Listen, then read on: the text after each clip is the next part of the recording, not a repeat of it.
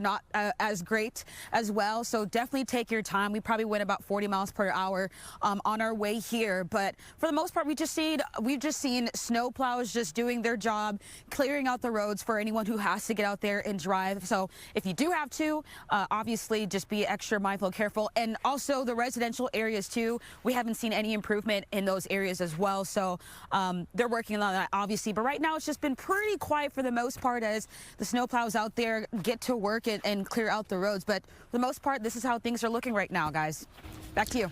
All right, good advice, Ticia. Thanks. Yeah, you still want to make sure that you download the free Fox 4 weather app for the latest winter weather alerts. Again, Evan's talking about it getting below freezing again overnight tonight. There's a QR code there on your screen. Scan it, download it, use it. Fourth Police Department investigating an officer-involved shooting. It left one man injured. Officers responded to reports of shots fired at a home near Marine Creek Lake Park. This is about 6:30 Thursday evening.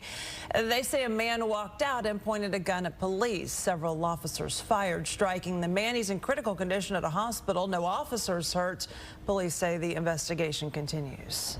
President-elect Donald Trump faces sentencing today for his conviction in a New York hush money case. In a 5-4 decision, the U.S. Supreme Court declined to intervene. That clears the way for sentencing to move forward. Last year, Trump was convicted of falsifying business records. Prosecutors say Trump attempted to cover up money paid to an adult film star to keep her quiet about an alleged affair. During the virtual hearing, the judge is expected to impose a sentence of an unconditional discharge, which means Trump would face no penalties. Trump has denied any wrongdoing. President Biden promising a massive infusion of federal aid as California continues to battle these unprecedented wildfires that really have devastated a lot, huge swaths of the state. Oh, yeah, and as the death toll continues to rise, the finger-pointing is well underway. Fox's Doug Luzader has more from Washington this morning. The president has a big briefing planned on the fires later today in the Oval Office. He is already making commitments to California, though, that go well beyond his remaining days in office. The futility of a garden hose against a wall of fire. This is what it has come to in some neighborhoods in California. And as fire crews struggle to control a number of raging fires, the losses are mounting. 1, 2, 3, 6, 7 homes just on this street. A lot of stuff that I love is gone. That's my dad's bicycle right there, and my mom's bicycle is here somewhere. We are with you. We're not going anywhere. President Biden yesterday promising to help California beyond what the state is even asking for, having all U.S. taxpayers shoulder the entire cost of the disaster response. I was talking with the governor, and he requested if I could increase the federal funding that was authorized under this legislation from 75% to 90%. So today I'm announcing that the federal government will cover 100% of the cost for 180 days. And that extends well into President-elect Trump's time in office. At the same time, California's governor, Gavin Newsom, and L.A. Mayor Karen Bass are facing difficult questions over water management decisions and cuts to fire budgets. And the president-elect did not hold back. But they've had horrible politicians. I think that Gavin is largely incompetent, and I think the mayor is largely incompetent, and probably both of them are just stone cold incompetent. What they've done is terrible. And that's been a long simmering dispute over water management and disaster preparedness that goes back to Trump's first term in office. In Washington, I'm Doug Luzader for Good Day. It's 11 minutes after 6 o'clock. Okay, our winter storm's on its way out of here. We're going to get above freezing. We're going to see a lot of this start to melt today, and then colder temperatures overnight. Okay, Evan's got the forecast. He lays it all out for us next.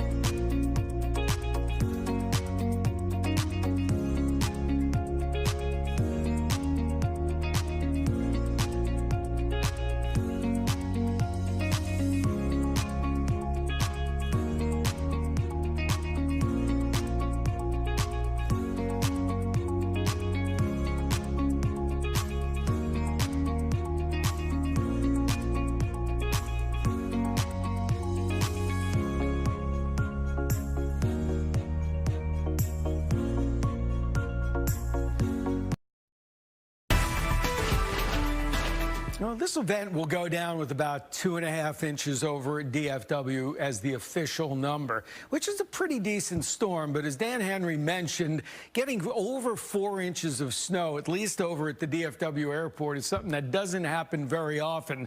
I mean, we've barely had a handful of storms over the history of DFW that have been over 4 inches. Now, that said, you get north of the airport, because we all know nobody really lives at the airport, get into Collin, Denton counties and up to the Red River. There were plenty more than 4 inches. Had a lot of 4, 5, 6 inch totals, especially as you got up to Highway 82. I think I saw a couple of 7s. So this is going to go down as up to 7 inches of snow area wide.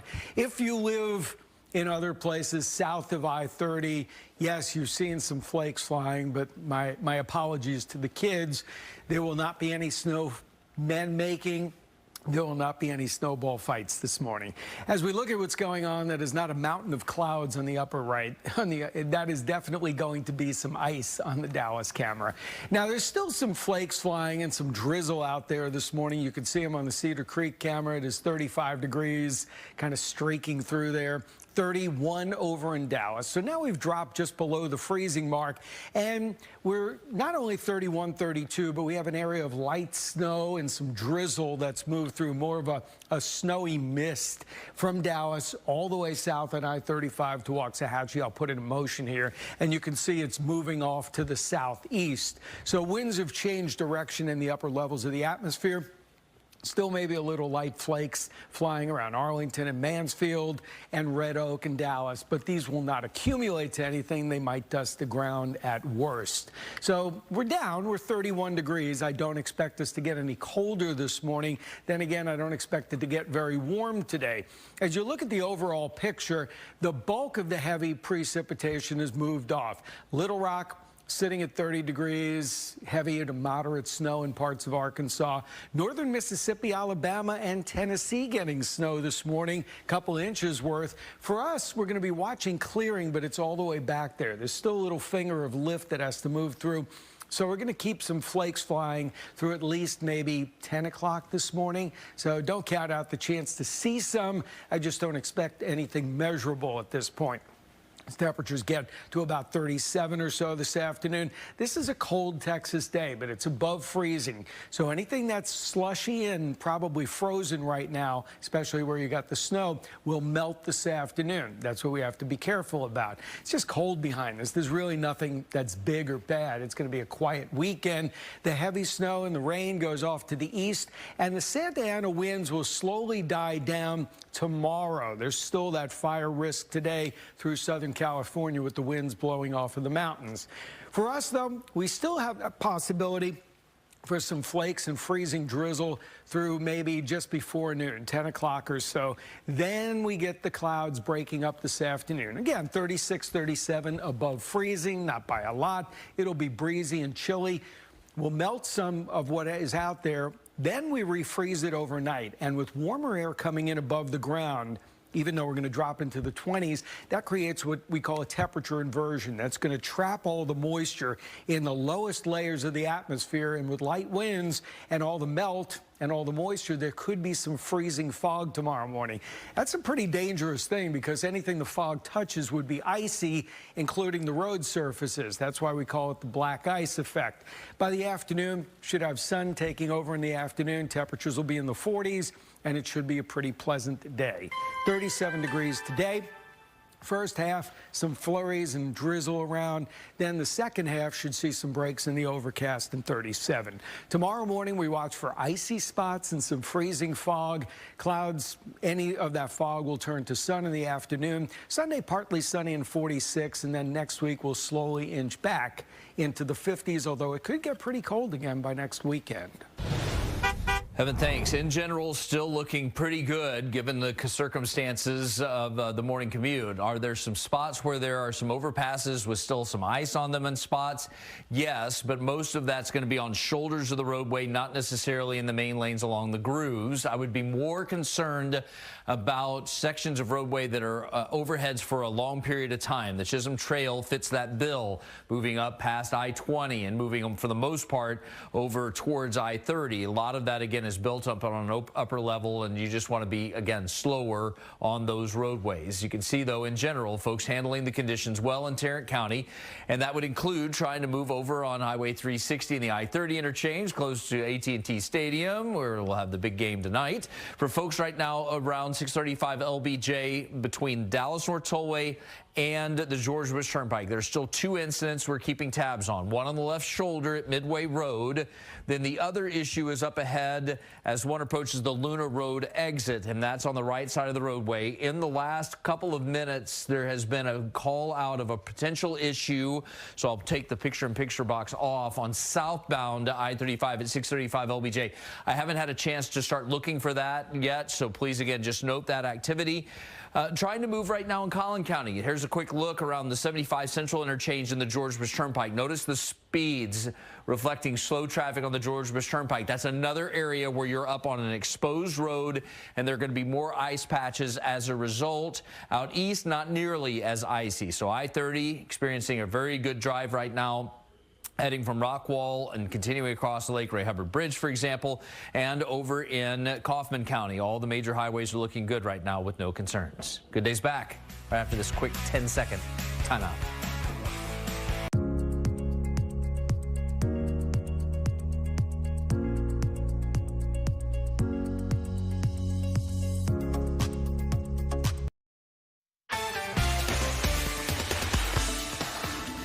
Welcome back. A federal judge in Kentucky struck down the Biden administration's attempt to expand Title IX rules for LGBTQ+ students. In Thursday's ruling, the judge said President Biden overstepped his authority. The expanded rule was no longer enforced in 26 states. That included Texas. The decision came in response to lawsuits filed by Indiana, Kentucky, Ohio, and Tennessee. Civil rights groups expressed outrage over the ruling, calling it a step backward. The Biden administration has not commented on that decision. Title IX is a 1972 law that forbids sex-based discrimination in any school or education program. U.S. Supreme Court could soon decide the fate of TikTok. Justices are going to hear arguments today over a law banning this social media platform in the U.S. if it's not sold by its Chinese parent company. The deadline to sell is January 19th. 2 billionaires, Kevin O'Leary, an investor on the TV show Shark Tank, and former Los Angeles Dodgers owner Frank McCourt have offered to buy the app, but TikTok's indicated it plans to shut down unless the Supreme Court strikes down the law. All right. I feel like dogs either love it or hate it. Or scared of it. I know. These are some adorable videos of dogs in North Texas enjoying the snow. We'll take a look ahead.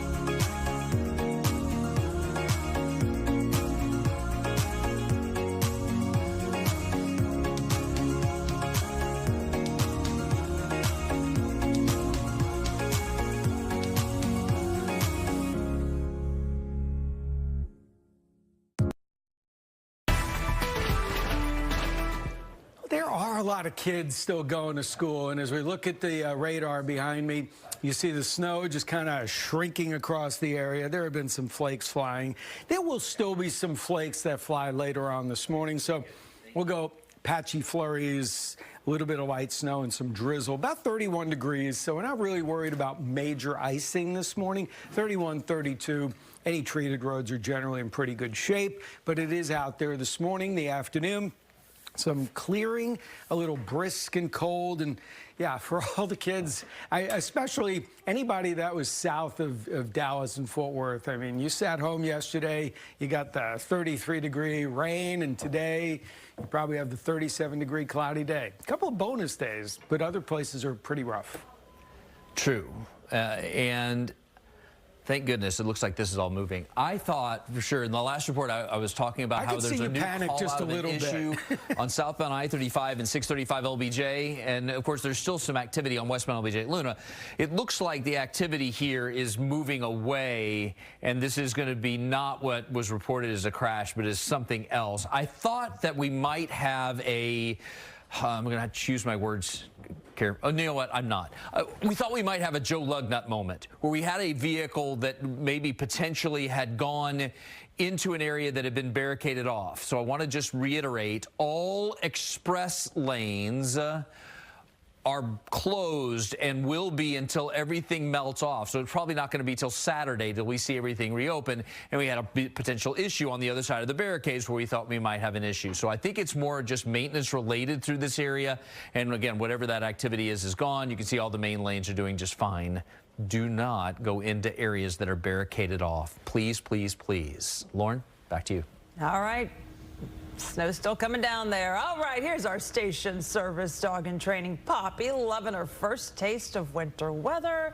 Was a little cautious at first, but then did a little exploring and decided, yep, she likes the snow, and actually took part in a fun game of fetch with her handler, Gabby, as well. Maybe eat a little, yeah. Oh, goodness, all the pups, boy, they sure enjoyed yesterday, it seems like.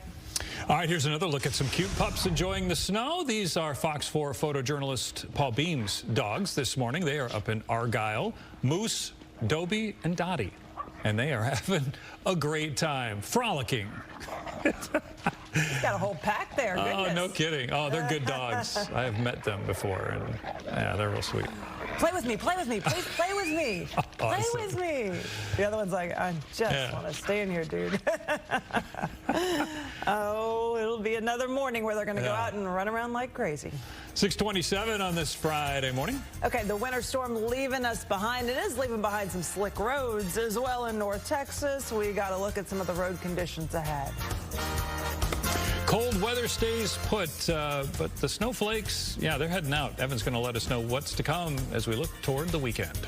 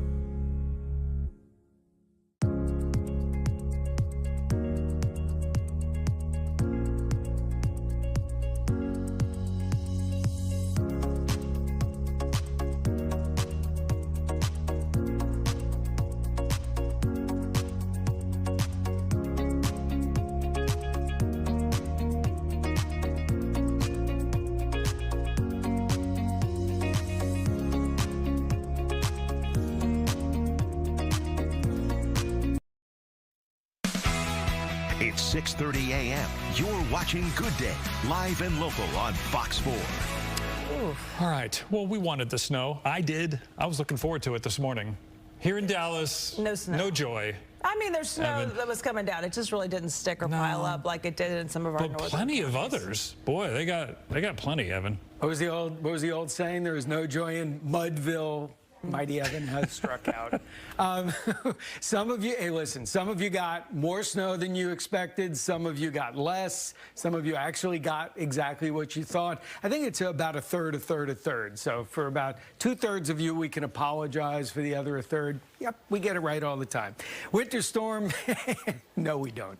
And the winter storm comes to an end. There's some flurries and some drizzle lingering this morning. There is a brisk northwest breeze that's going to start up this afternoon. And we're not going to get warm, but we will get above freezing all areas, which means melting. And tonight, skies will clear. Temperatures will really plummet as skies clear at the end of the day. That's not the time you want skies to clear. So anything wet will pretty much refreeze quickly. It doesn't mean everywhere, but anything that had snow that melted today is probably going to have some icy spots and some freezing fog tomorrow morning. There'll be no issues after that.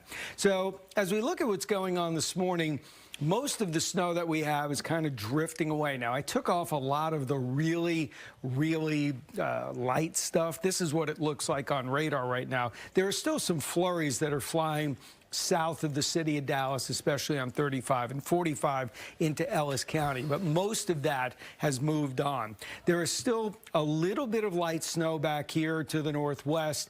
This area is going to rotate through, so there'll still be some flurries and a little bit of drizzle later this morning. We'll keep it through about 9 or 10 o'clock. Once that's gone, then we just dry it up today. As we're all dried up, we will likely see melting and then refreezing overnight. And it could be as early as maybe 10, 11, 12 o'clock. We start to see some icy patches where there are puddles. Cloudy skies expected this morning. A little breeze this afternoon. That breeze will be pretty cold with 37 degrees, wind chills in the 20s, and then we'll drop into the 20s this evening. I'm all choked up as I toss it over to Chip. It's been a long week, folks. It has been a long week. It's been a little buildup of a storm, then a storm, now it's post-storm. Who's ready for the weekend? Hook 'em. You're not going to raise your hand to hook 'em, but that's okay. No. Well, I mean, I hope they do well. Well, good for you. Yeah. Here's a look right now on the roadways. I'm just going to pick up where Evan left off. The band of snow showers that he was talking about in the Ellis-Dallas County area, the corridor of I-35E. Well, here's a look at I-35E right at the Dallas-Ellis County line, just south of Bear Creek. And you can see everything is running along well. Not a lot of folks venturing out and about. And again, when the vehicles come through the shot, you really just see more of a spray coming up on the roadway. I would say that obviously you want to kind of stay in the beaten path zone, but there's really not as much as far as snow is concerned on the shoulders of the roadway. And I would be more concerned in the southern part of our viewing areas with sections of overpasses where there might be black ice. That would be, again, a bigger concern. In the last couple of minutes, there's a report of a crash moving northbound on Highway 67, and I've had a chance to kind of vet that out a little bit. So I'm going to show you 3 cameras starting at Redbird Lane, and you can see the northbound flow. All the headlights are moving right along up to Loop 12 Ledbetter, and I really don't see anything that looks to be blocking any of the main lanes. So I'm going to chalk that up to being a false alarm. But it's a good shot here, especially at Loop 12, to kind of show you those little patches of ice here and there that could be, again, a little bit hazardous as far as the drive is concerned. Quick note on 635 LBJ, down to 1 incident in the westbound direction. And that incident is driving off right now on the right edge of your shot. Okay, now bye-bye then. Everything's clearing out there. Everything at Luna Road's gone. Lauren, Brandon, back to you.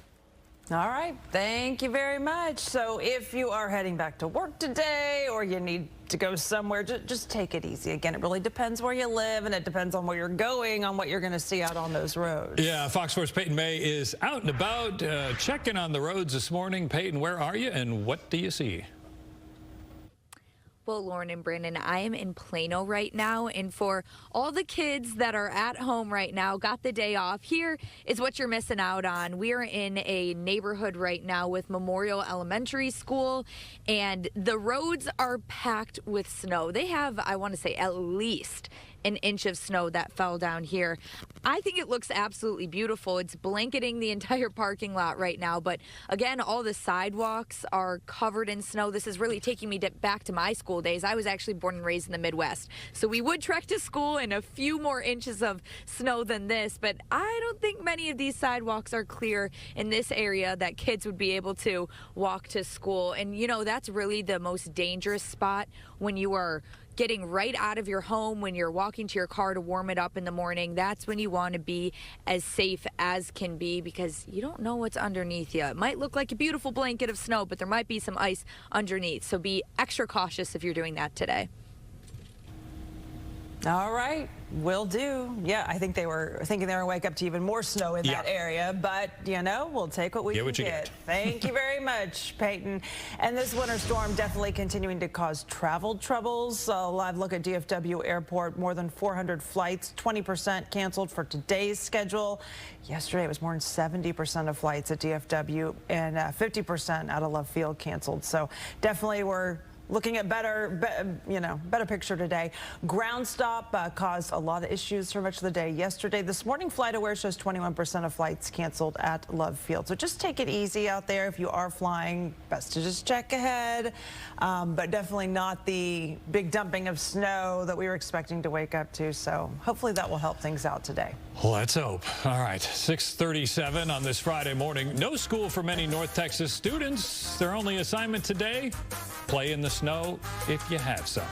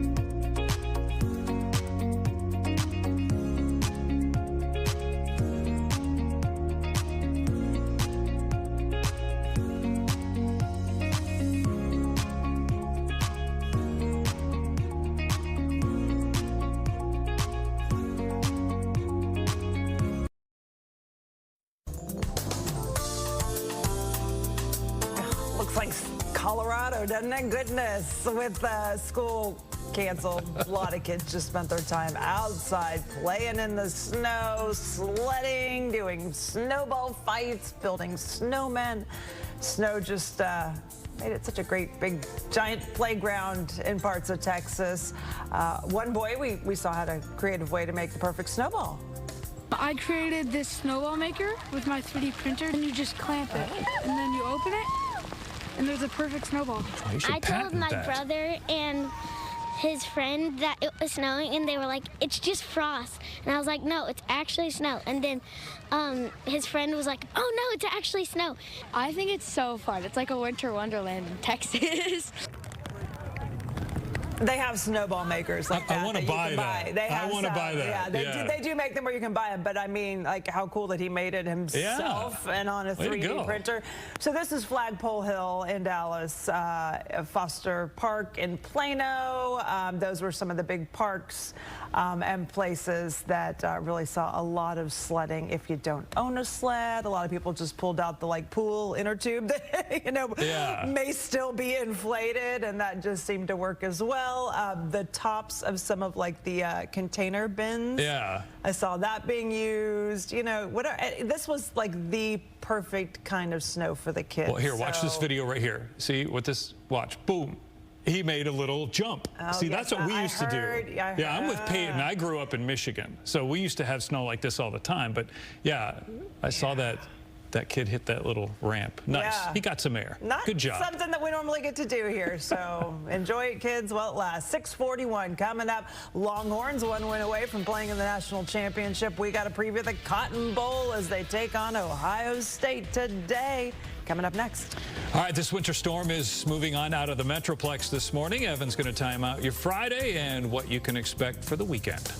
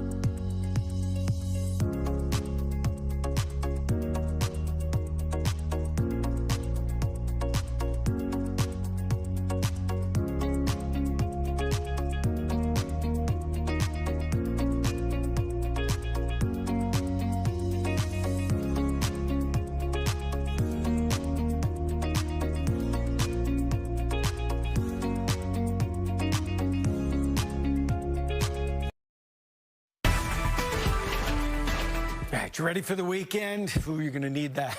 It's been a cold spell.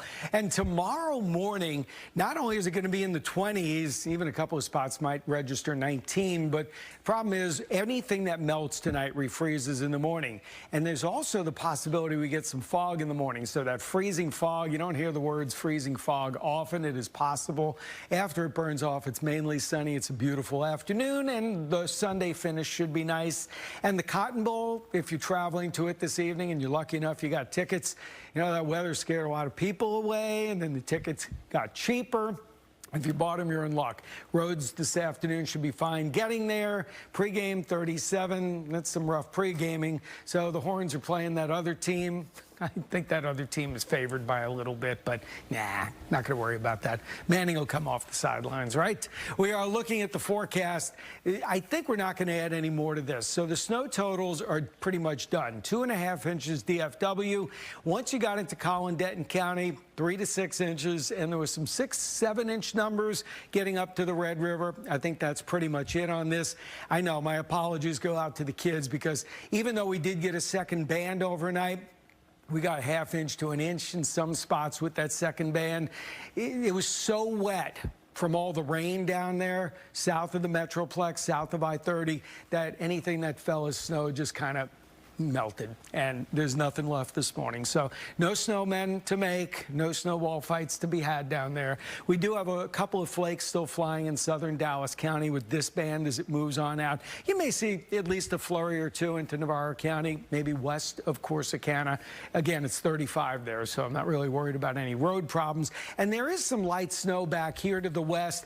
This is going to be moving our direction, although it's going to be shrinking at the same time. There's still the possibility we get some flurries or some drizzle over the next couple of hours through maybe 11 o'clock. After that, everything will dry up, and by late this afternoon, just in time for the sunset, it'll be clearing from west to east.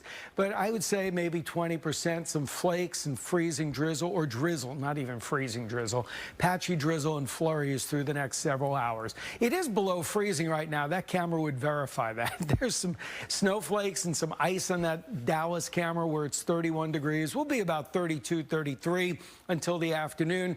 We get into the 30s and we're going to have melting taking place. So 37, 38, anybody's in the 30s. This may be a little high, but at the same point, we are going to get melting later today. So all the slush that's out there on the roads up north of the Metroplex will melt and then refreeze tonight. The last batch is headed through. Even though the lift is weakening, you still see a little bit of light snow up here. So I wouldn't say we're totally done with seeing a flake fly from the sky. But as the system moves east, already it's clearing out in West Texas. As it clears, we'll see that clearing take place overnight. That's also why it's going to be really cold. You get some white stuff on the ground, clearing at sunset, light winds. A sunny, dry Saturday after the fog burns off. And then the next quick front will race down here, just reinforce some of the chill for Sunday. No active weather, maybe some rain down by Houston, and the Arctic air stays to the north after this. So there's no more, after this morning, no more precip, although we have to worry about icy spots and freezing fog tomorrow morning through about 9 o'clock. 10 o'clock the latest, certainly 9 o'clock though, and then everything's dry after that. In the 7-day forecast, 37 today. We've got 23 tonight, so really drip the faucets one more night. This is about the last night you have to worry about that. 46 degrees tomorrow after the fog burns off, or any clouds we have, we turn mostly sunny. We'll see a partly sunny day Sunday, and while temperatures remain a little chilly for this time of the year, it warms up into the 50s late week. It does look like it turns pretty cold again by next weekend. Thanks, Evan. So right now, moving in and out of Fort Worth and the surrounding areas, just bringing up a couple shots in the Mixmaster so you can kind of see what everybody's dealing with on any kind of overhead. And this is common. You'll see spots that are used by a lot of folks here on I-30 at I-35W, and the main lanes are okay. On the shoulders of the roadway, some ice, and in the seldom used ramps, it's a little bit icier. So those are some of the areas where I would be a little bit more concerned, not necessarily the main lanes. A little bit to the west of here along the North Loop, no problems going through Haltom City and North Richland Hills. And to the east of here, in the area of I-30 and 360, folks are very concerned about how they can get over to AT&T Stadium for the Cotton Bowl. Well, here's a look at I-30 around Ball Parkway currently. And you can already see that the roadways in the main lanes are already dried out. It's just going to be, again, those transition ramps that I'm a little bit concerned about. And as we go throughout the day, that should all take care of itself. There are sections of roadways that are large overpasses. Northbound the George Bush Turnpike certainly fits the bill heading up through this area. So what I'm trying to reflect are the speeds you should go moving through these areas. And again, occasionally you will see folks go faster than they should, and we've had a couple of vehicles end up crashing. As a matter of fact, when you take a look at the Denton County and the Collin County Drive, you can see in Denton County everything's good, but in the last few minutes there have been a call out of a couple of crashes on 75 Central Expressway. One coming down out of the Anna and Melissa area as one moves down toward the 121 merge, and another one in Allen approaching Stacy Road. That'll be where we will pick up in the next report and see what we have to deal with in those spots. Good Day's back after this.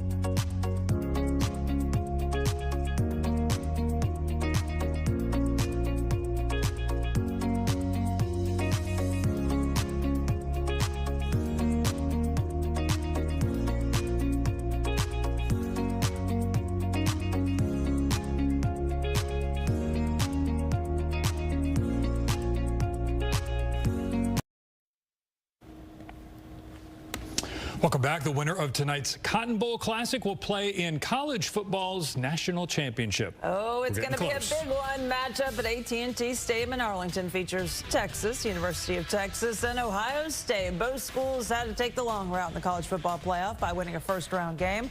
Longhorns head coach says his team has had to overcome a number of challenges this year, and that's really forced the coaches to make some adjustments as well. This has been a really long season for us, and as much as, like I said, it's been physically grueling, I think the mental side of it, we've been in must-win situations since we lost to Georgia the first time, and we had to win out in the regular season to get back to the SEC championship game, and then now this playoff started, and it's win or go home, and so I think the mental side of it has been really important to us, that we find moments to take a break, to get a relief from football, so that when they come back, they're re-energized, refocused on the task at hand. How many many burnt orange suits do you think he has now? I would think a closet full of them. Tonight's game is scheduled to kick off at 6:30. 41-yard attempt. Snap and hold are good. The kick is good! Yeah, this was a great game. Notre Dame will play the Cotton Bowl winner for the national championship. Man, this was a thrilling final 2 minutes of this game last night in Miami. Mitch Jeter's field goal, as you just saw there in the final seconds, lifted the Fighting Irish to a 27-24 win over Penn State in the Orange Bowl, the college football title game, January 20th in Atlanta. Stay with us. Good Day will be right back.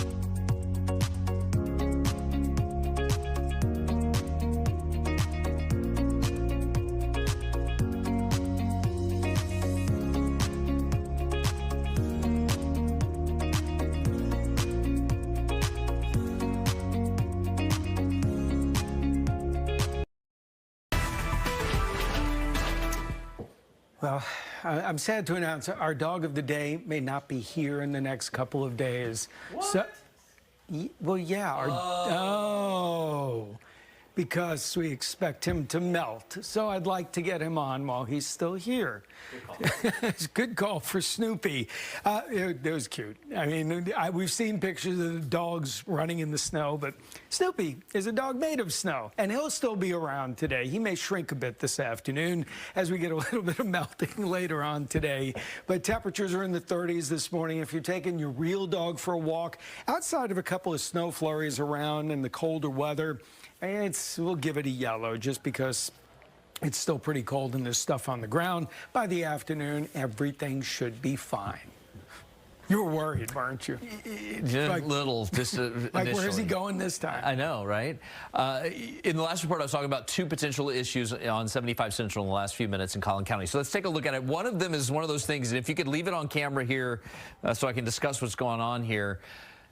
Speed is important when you're talking about driving in these conditions. And on this northbound side of 75 Central, you can go 35, 40, 45, but then you get up faster than that. Whoop, oh, I hit an icy patch, and you spin out. Well, that's what happened right here. And you can see where the vehicle ended up skidding into the icy area.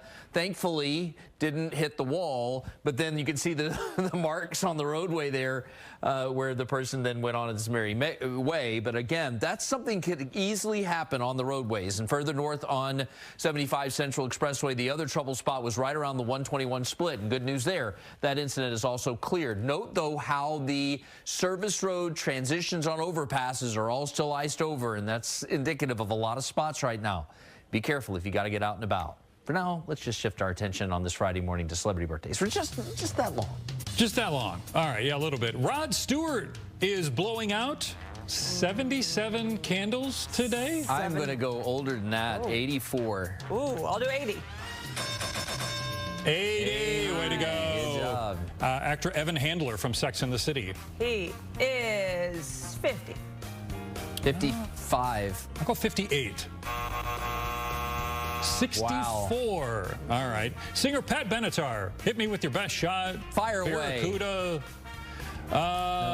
Boy, goodness, 80s, so she's got to be 68. I like it. 71. 75. 72. Oh, so close. Wow. All right. Happy birthday to them. Happy birthday to you. If it's your big day, you're watching Good Day. Fox 4, the only local news at 7 a.m. This is Good Day. Well, after a little more snow overnight and this morning, the winter storm is moving on. Evan's got all the details. There are more cancellations at local airports because of this wintry mix. So look at the latest numbers coming up. Plus, the death toll from the Southern California wildfires is rising as another fire breaks out. Good morning. It's Friday, January 10th. I'm Brandon Todd. I'm Lauren Prisbel. Thanks for being with us. Evan Andrews standing by. Okay, countdown to the end of this is on. You feel like you've lived through this for like, what, a month now? I mean, we had all the big buildup for this storm and the cold weather, and then the storm gets here, and it gets here early with all the snow, and you're like, oh no, what's coming next? And the answer is, well, not a lot. We did not get a ton overnight. We still have a winter weather advisory. The winter storm warnings are now for East Texas. While we did get some snow overnight, it turned out to not amount to a lot because everything was so wet after the rain that we got in the afternoon. Remember, we did change it over for most places yesterday afternoon, so not a lot stuck. That's the way baseball go. That's Chip saying. Precip will come to an end this morning. There's still a little bit of flurry activity to go. We're not done yet. We'll see some slushy roads, especially obviously up north. I've got reports on the Red River. Fannin County, Grayson County, Cook County are still pretty hazardous. The afternoon will get above freezing. We'll have melting. So there are no issues traveling, but then there are big issues overnight. Anything that melts refreezes, and we could have some freezing fog, which would mean black ice. That's basically just, you know, that when the fog sticks to the ground, you get that thin layer of ice. That would not be good. It's not everywhere, but it's going to happen at least somewhere where there's at least snow on the ground right now. The afternoon should be fine. So what snow did we get? DFW, about 2.5 inches officially, but here's I-30, I-20. You get south of that, it was pretty much a big old bag of nothing. All the heavier snow from yesterday pretty much fell during the day and the morning hours. Collin, Denton, Wise counties, 3 to 6 inches of snow. You got a little bit on top of it last night. You might have added another ½ inch or an inch. As we look this morning, we had a couple little bands of snow that have tried to go through during the overnight, and there's still one more to go. This is still going to drop down from the northwest. Even though it'll be shrinking, I still think we'll get to see some flakes fly. Later this morning, they're up around Jacksboro right now, but pretty quiet in the Metroplex where it's about 31 degrees. The precip is going to be about 20% this morning through 10, 11 o'clock, and then we should be done.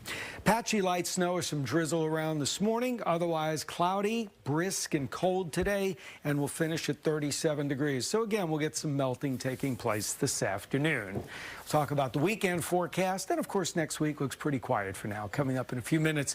Roads generally okay if you travel smart. Right. The traveling smart is exactly what you need to do. And by the smart, what we mean is you could go 35, 40, 45 miles an hour. You get above 40, 45 miles an hour, and then you end up hitting a slick spot. You could end up losing control quickly and crash. We've seen that happen in some spots.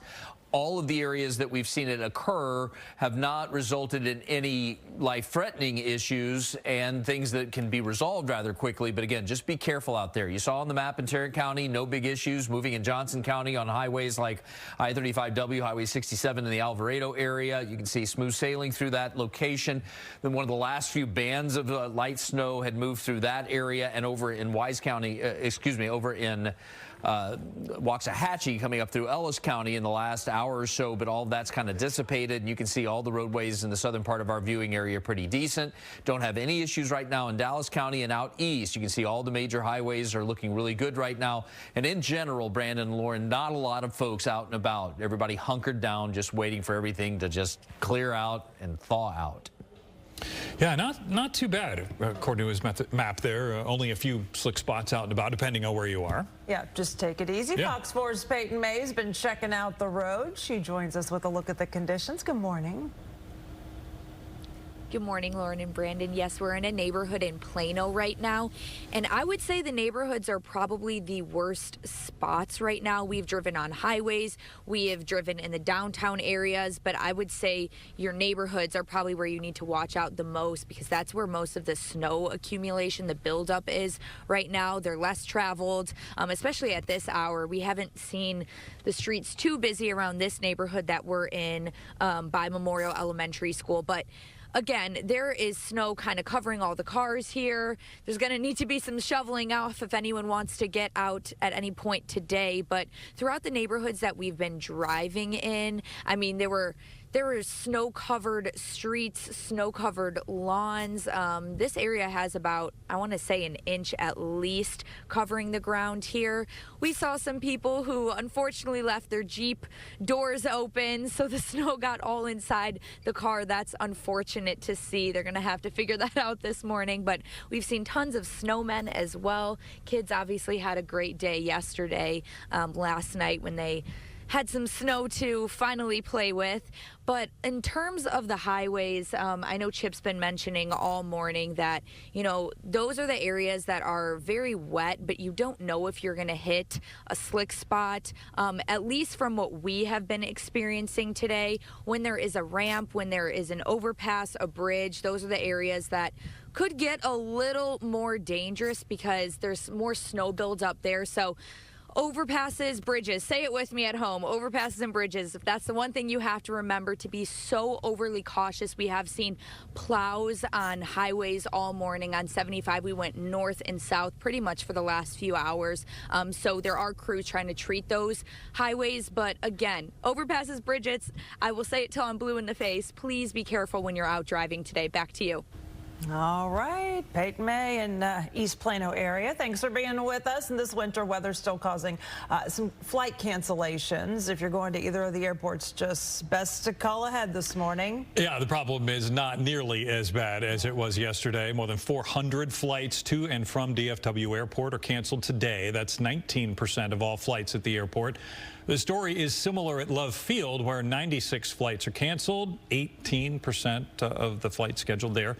We found one traveler there from North Carolina this morning who arrived yesterday afternoon, only to find his connecting flight to Oakland was canceled as soon as he arrived. Everybody was in a hurry to try to get a flight out before the storm hit. It never really hit, so but from where we're from, you know, the weather gets much worse, so this didn't seem like a whole lot. Yeah, 11% of Southwest flights and 10% of Americans' flights nationwide are canceled today. Well, make sure you download the Fox 4 weather app, the WAP. You're going to need it. I mean, tonight it's going to get, you know, below freezing and freeze back over everything that's wet right now. So you're going to need that for any alerts that might happen. You can scan the QR code right there and download it and use it. The Fort Worth Police Department is investigating an officer-involved shooting that left one man injured. Officers responded to reports of shots fired at a home that's not far from Marine Creek Lake Park. At about 6:30 p.m. yesterday, they say a man walked out and pointed a gun at police. Several officers fired, striking the man. He's in critical condition at a hospital. No officers were hurt. Police say the investigation continues. At least 10 people have been killed in California's two biggest fires that continue to ravage the Los Angeles area. Fox's Connor Hansen has more from Los Angeles. The number of wildfire deaths keeps rising. This as Southern California braces for more strong winds. Officials worry this battle could be far from over. Keep all of Los Angeles County in your thoughts and prayers. The City of Angels is looking for a miracle as thousands of firefighters battle several large-scale fires threatening homes across the area.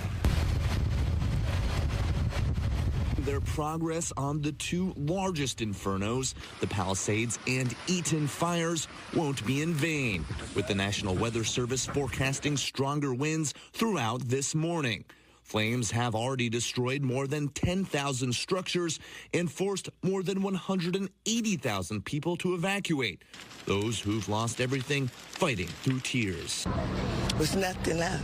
Still, many lucky homes that avoided the flames are suffering from smoke damage. This comes as the Kenneth Fire erupted Thursday afternoon in West Hills. It's being investigated as arson. I heard about 3 helicopters fly very close to my house, right over my house. My house was shaking. I ran outside, and sure enough, there was fire. Meanwhile, CAL FIRE reports the Sunset Fire in the Hollywood Hills is 100% contained.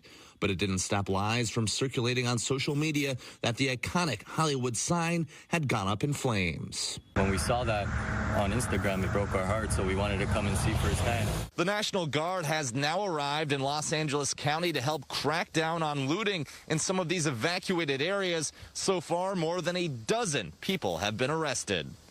In Los Angeles County, Connor Hansen for Good Day. President-elect Donald Trump faces sentencing today for his conviction in a New York hush money case. In a 5-4 decision, U.S. Supreme Court declined to intervene, so that clears the way for sentencing to move forward. Last year, Trump was convicted of falsifying business records. Prosecutors say he attempted to cover up money paid to an adult film star to keep her quiet about an alleged affair. During the virtual hearing, the judge is expected to impose a sentence of an unconditional discharge, which means Trump could face no penalties. Trump has denied any wrongdoing. And President-elect Trump's tariff threats against Canada will lead to swift response from our northern neighbors. A government official says Canada is considering retaliatory tariffs against American products like orange juice and steel products. Many Canadians not happy about Trump's plan to use economic coercion to possibly pressure Canada into becoming America's 51st state. As Trump suggested, he began his threat of using tariffs to close the U.S. trade deficit with Canada. It is 11 minutes after 7 o'clock. Several Macy's stores in our area will be closing as part of the department store's revitalization plan. All right, let's look outside. Snow's still on the ground. We're seeing some flurries out there in some of our areas. Evan has the latest on the forecast next.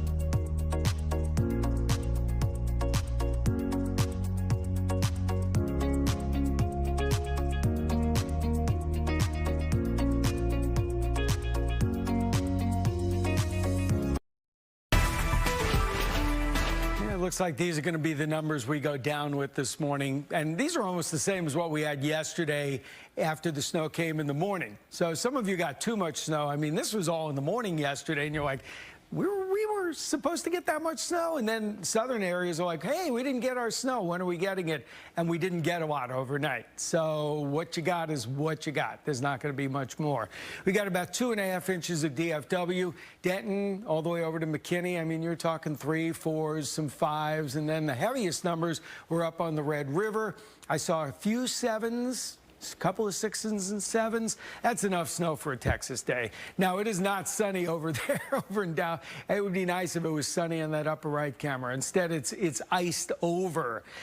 You can still see 31 degrees over in Dallas. It is 32 at Stephenville. I mean, there's stuff on the ground, even at Stephenville. We got a coating last night from the last batch that moved overhead, and that was about all she wrote. And as you look at forewarned Doppler radar this morning, any snowflakes, which we had earlier in the newscast, 3, 4, 5 in the morning, we had some snow flying overhead. Those have moved on, but there's one last gasp, which is out in our northwestern counties. Jack County, that is up moving towards Montague County on 287, Bowie, Runaway Bay, Bridgeport, Decatur, Paradise. You'll at least see some more flurries and flakes flying this morning. And this is headed towards the Metroplex, so we'll at least have some more flurries flying later on this morning.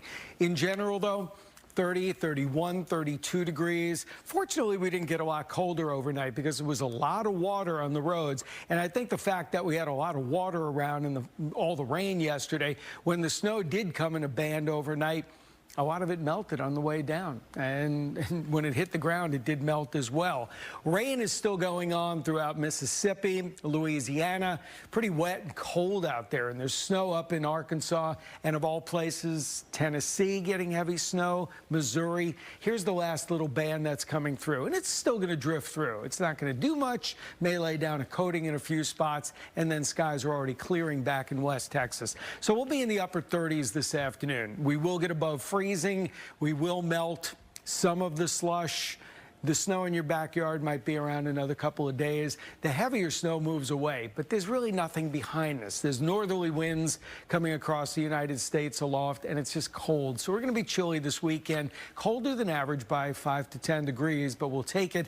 And the Santa Ana winds that obviously help to fan all those fires, while they're still kind of there today, they will get better after today. Certainly should get improving conditions in Southern California. Unfortunately, a lot of damage has been done.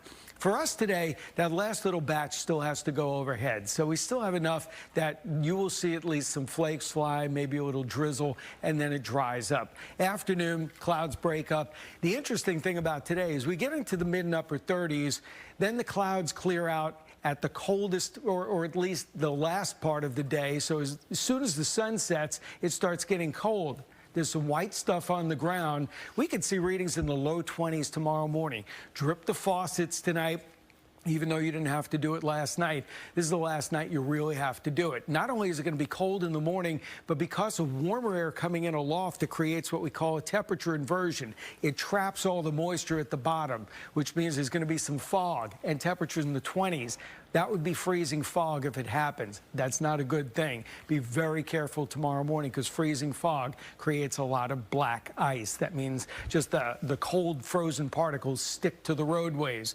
And then tomorrow afternoon we get sun and temperatures in the 40s. Should be a nice finish to the day.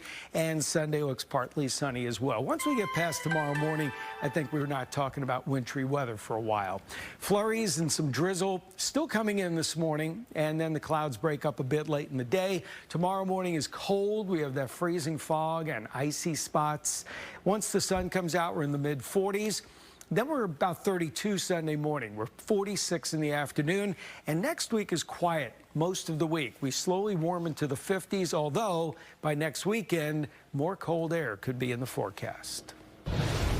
Evan, thanks again. In general, kudos to all of the treatment that has been done on the roadways by all of the work crews. They've done a great job in trying to make the roadways as passable as possible. And when you look at the map in Tarrant County, again, overall, everything is running as well as it can be given the conditions. I'm going to use a camera shot on I-20 close to the I-35W interchange as an example of what folks are experiencing. In the main lanes, it's again passable. As long as you keep your speeds, it's something that would be reasonable. 40, 45 miles an hour. I think you're good. You go way too fast, then you could end up, if you're on the sides of the roadway, especially hitting a little slick spot here and there, especially on overpasses, and you could wipe out. As a matter of fact, that's what's happened in the last few minutes in Grand Prairie on eastbound I-30 around the MacArthur interchange, where we have, again, what appears to be a vehicle going way too fast. It's the icy overhead here, and there's a significant one in this area, and spun right out. In this case, smacked right into the wall.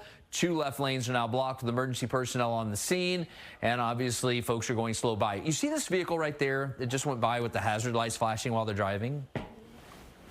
Please don't do that. That's not what you're supposed to do with the hazard lights. If you're moving, do not use your hazard lights. It confuses everybody. Everywhere else right now in Dallas County is trouble-free. Up in Denton and Collin County, calm and quiet as well. Good days back after this.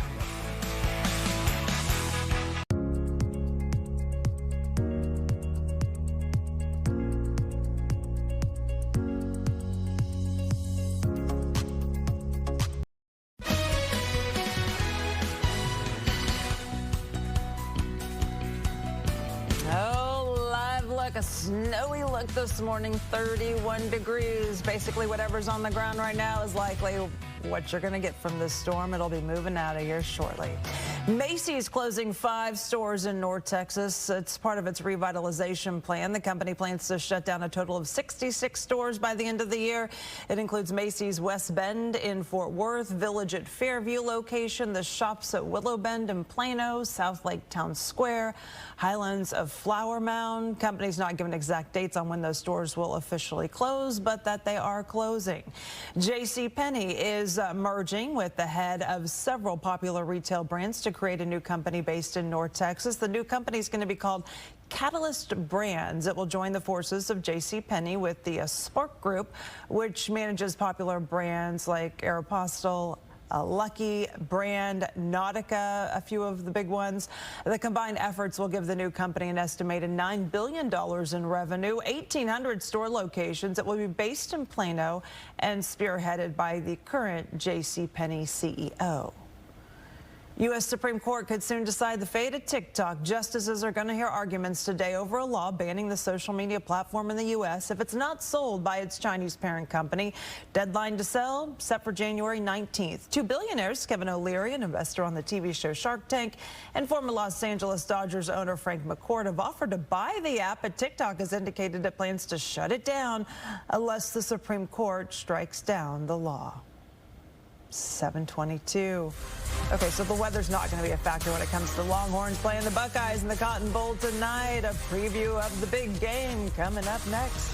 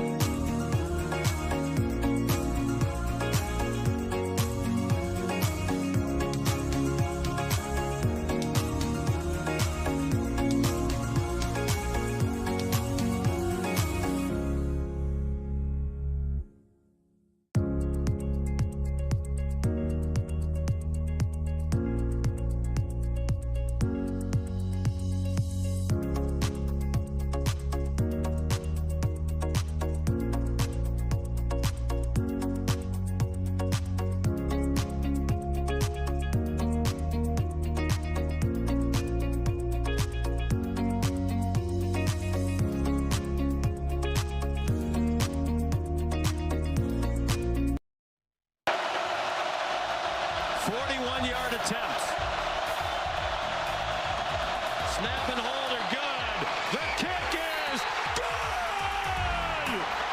Notre Dame Fighting Irish are going to play the Cotton Bowl winner for the national championship. Last night in Miami, Mitch Jeter's field goal in the final seconds lifted the Irish to a 27-24 win over Penn State. That was the Orange Bowl.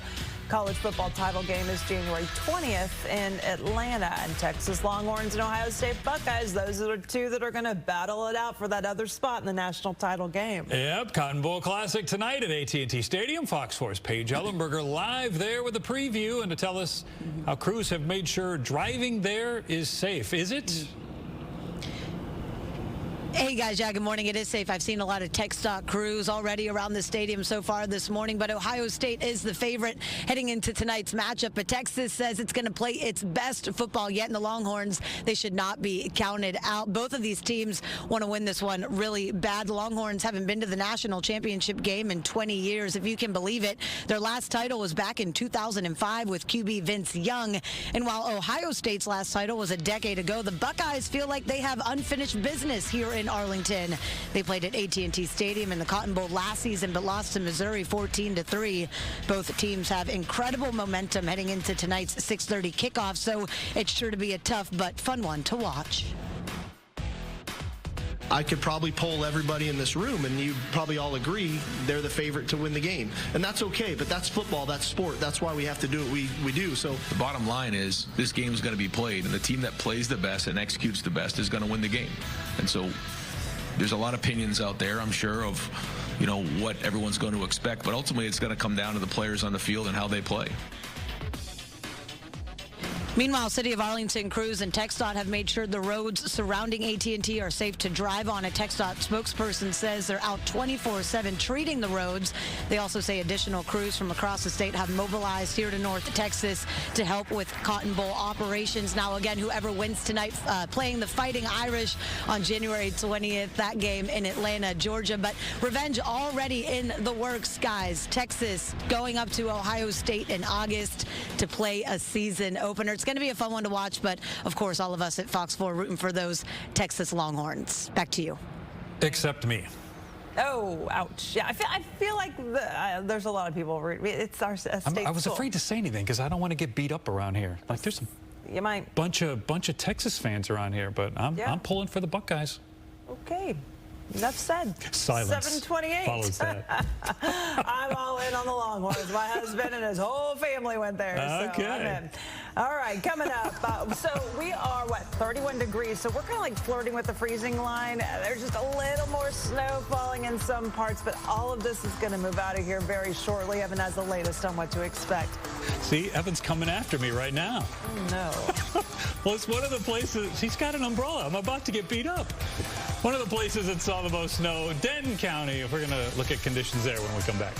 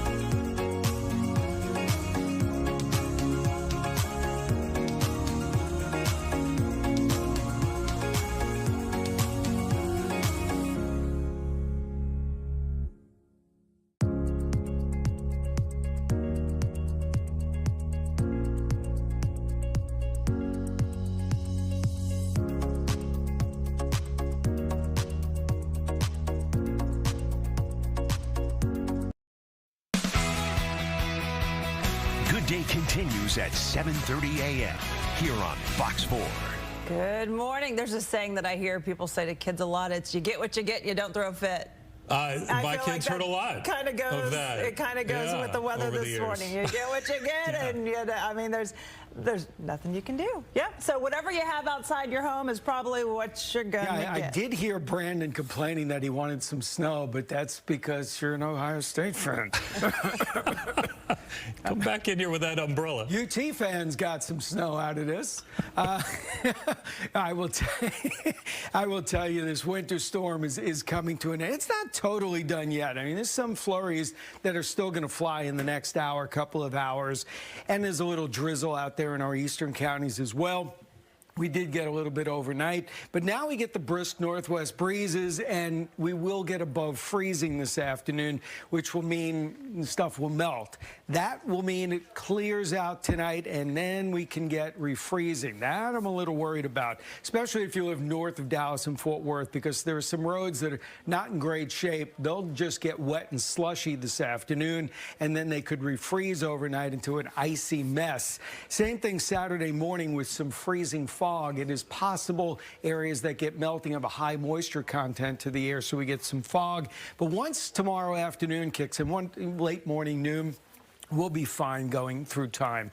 Now, you look at this and you're like, I don't see much. I see 31, I see 32 degrees, I see some stuff. I'm going to enhance some of that radar. And on the radar echoes, you do see out by Jacksboro and Bowie, there's an area of light snow. This is the last of it. This is moving southeast, and it is going to get into the Metroplex in the next hour or so. It is just light snow and flurries. But that mentioned, we are going to see it this morning, so at least the kids will have something to look at. You could see that on radar here, moving its way in from Wichita Falls. The air is drying out at the same time, so this will shrink a bit. Once this moves through, we'll get clearing this afternoon, and we'll get to see a little sun to finish the day. So this will go on through about, let's say, 11 o'clock this morning, 10, 11 o'clock, flurries and some drizzle. That particular camera that we use is iced over. You're welcome. 32 degrees this morning, 35 at noontime, and 37 this afternoon. So any significant accumulations, I think you can, what you get is what you get. Or what did Lauren say? What was that saying? You get what you got, and you like it. I thought it was you get what you get and you don't throw a fit. Something like that. I wasn't listening. It's male listening. It's selective hearing. Oh. My wife will call it selective hearing. Or just being Big E. Okay, right now out and about on the roadways. Again, in Tarrant County, really decent out there, and that's a great thing for folks that do have to get out and about. I suggest you don't if you don't have to. That transition from Tarrant to Dallas County of all the major roadways, there's one spot where we've been watching an issue, and that's in Grand Prairie around the MacArthur Boulevard interchange. Here's the good news. Wrecker is now on the scene of that incident. And the hope is that they'll be able to get that cleared away completely here in the next couple of minutes. There was just now a call out of a potential issue on southbound I-35E moving down past the Oaklawn Avenue interchange toward the American Airlines Center and continuing down toward the Woodall Rogers interchange. So I'm just going to kind of on the fly pull up a camera shot in that location, and here's what I see. Absolutely nothing. I see some flashing lights going off down towards Woodall Rogers, but nothing that looks like it's deterring the overall flow of traffic right now in that location. For folks over on this area of 635 LBJ and the 75 Central interchange, had a report of a disabled vehicle, and I can confirm that there is something there, and it's at the end of the LBJ ramp to go to northbound 75 Central Expressway. It's a silver sedan stalled out, and Courtesy Patrol is heading that way, and here they are showing up right now. See what they can do to help get that off the beaten path. Back to you. All right, thank you, Denton. City of Denton and the county remains buildings. All the buildings are remaining closed today because there's just a lot of snow on the ground. I know Wise County, Denton County, parts of Collin County. I mean, it seems like those were the areas that got hit the hardest. Yeah, TC Muzinga is live this morning. She had a lot of snow behind her and still does. Good morning. Hey, good morning, guys. Yeah, we were talking about how a lot of those kiddos are going to have so much fun playing in the snow. It's not just the kiddos. It's also, I don't know if you guys see, the cutest dog is having so much fun playing fetch with his owner right now. I just got to show this because it made me smile. But on a serious note, I will say that on our way here, we did run into some roadways that were partially covered with snow.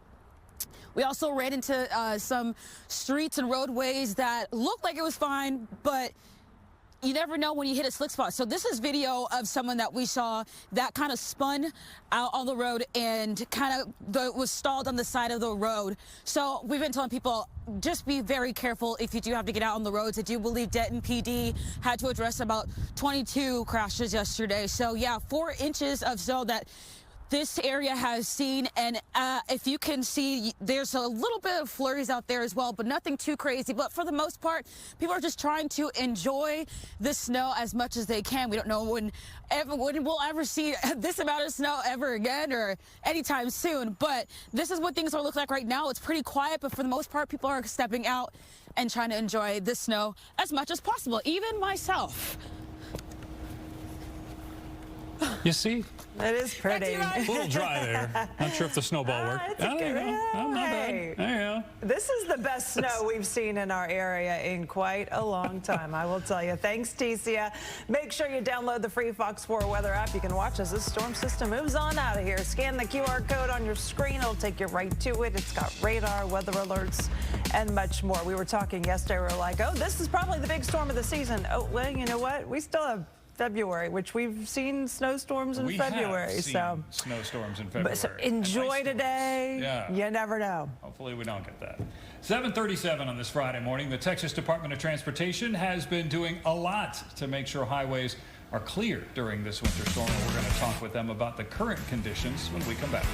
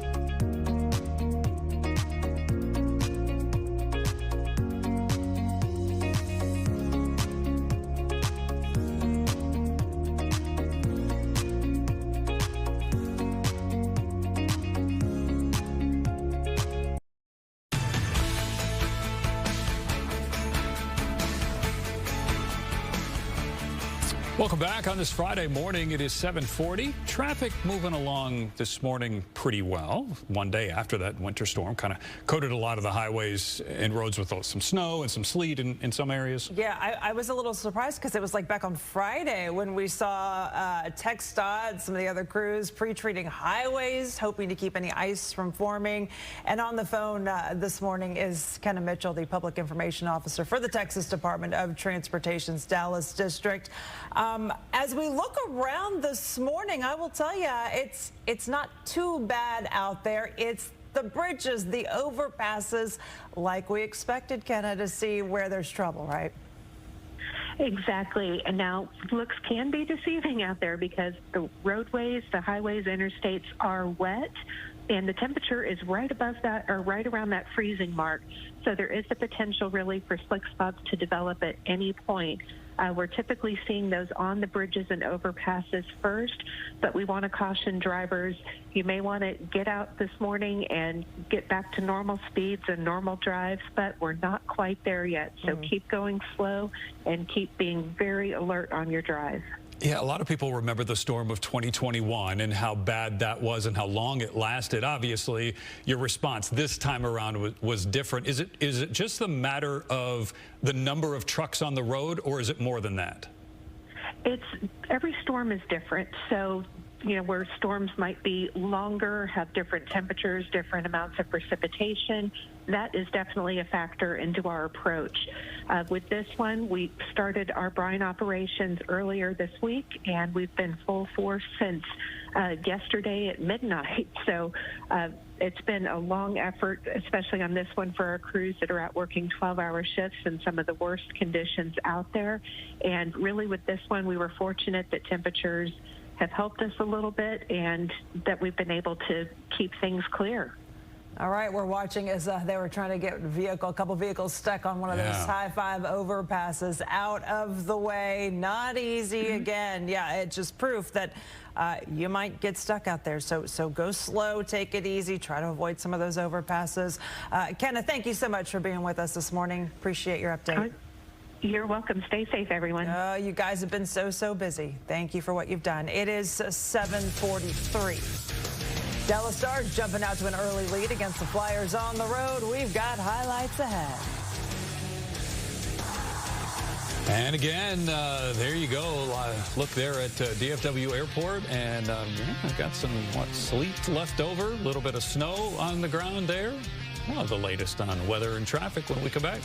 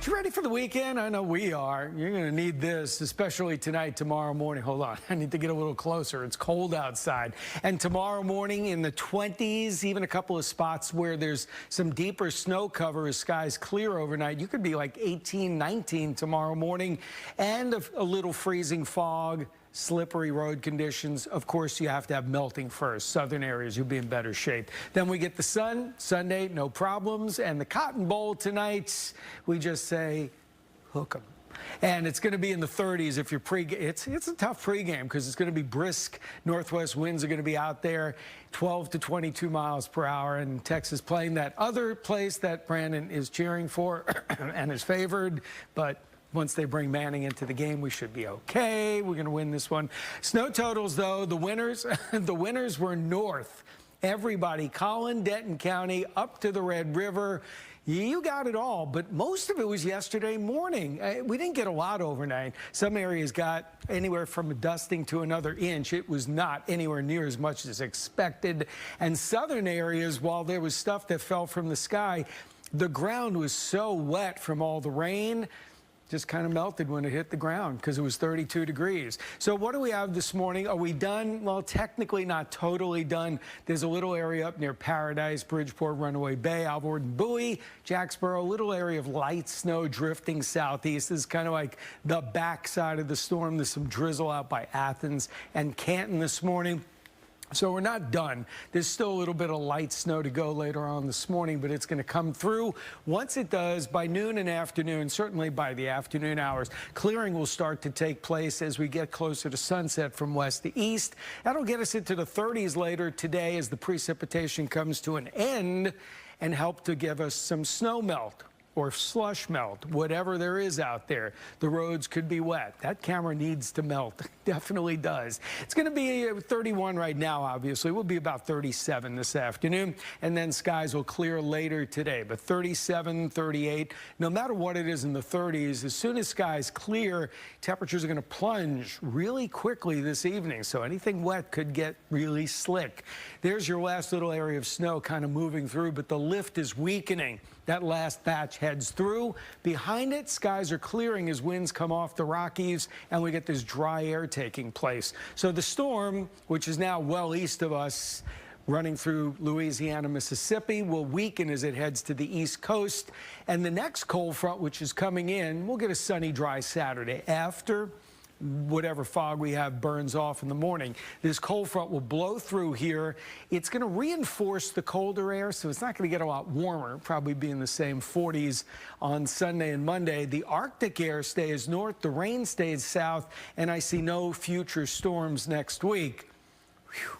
At least we can breathe for a week. Saturday, though, we got to be careful of some icy spots in the morning. Freezing fog. In terms of precipitation, no, all the way through at least Wednesday. And while we'll be 37 today, clouds will break late in the afternoon with the brisk northwest winds. We're cold in the morning. Drip the faucets one more night.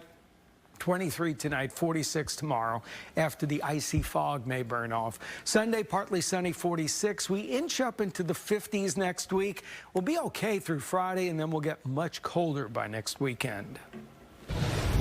Okay, so right now we want to turn all of our attention to what's going on. The drive from Denton to Dallas County suddenly has a major snag in the heart of phase 2 of the I-35E expansion project.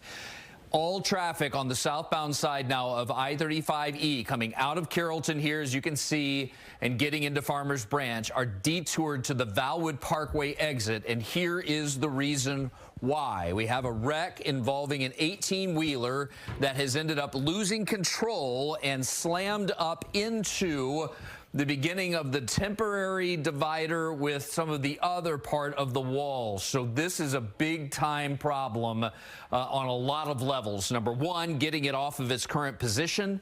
Number two, the debris field all over the roadway. And actually a third thing, Farmers Branch police confirm that there's a hazardous spill leaking out from the fuel tank that will have to be addressed. So this is going to be an incident that will have an impact on the drive for an extended period of time. So please avoid this area if at all possible. Thankfully, no reports of any serious injuries. Over in the High 5 interchange, we've been monitoring a couple of things.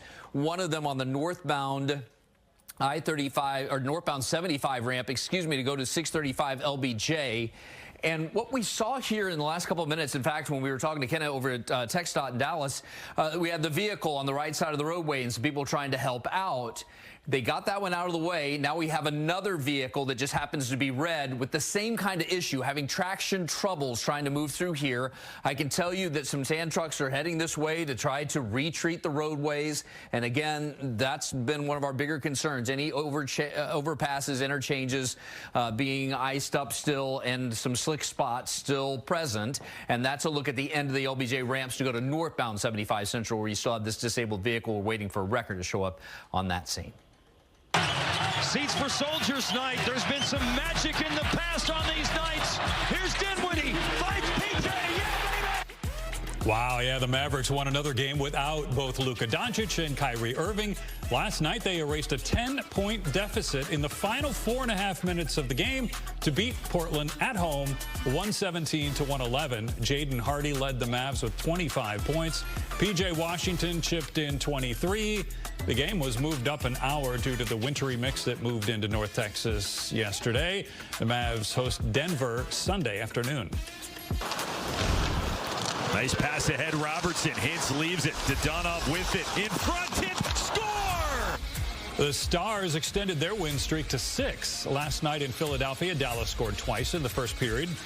Never looked back from there. The Stars beat the Flyers 4-1. They play in Montreal Saturday night. It is 7:53. Coming up on Good Day, the federal government is working to send help to California as firefighters continue to battle deadly wildfires there. We'll have the latest in the next half hour of Good Day. Also, the winter storm turned into a day of play for lots of children. We'll take a look when we come back.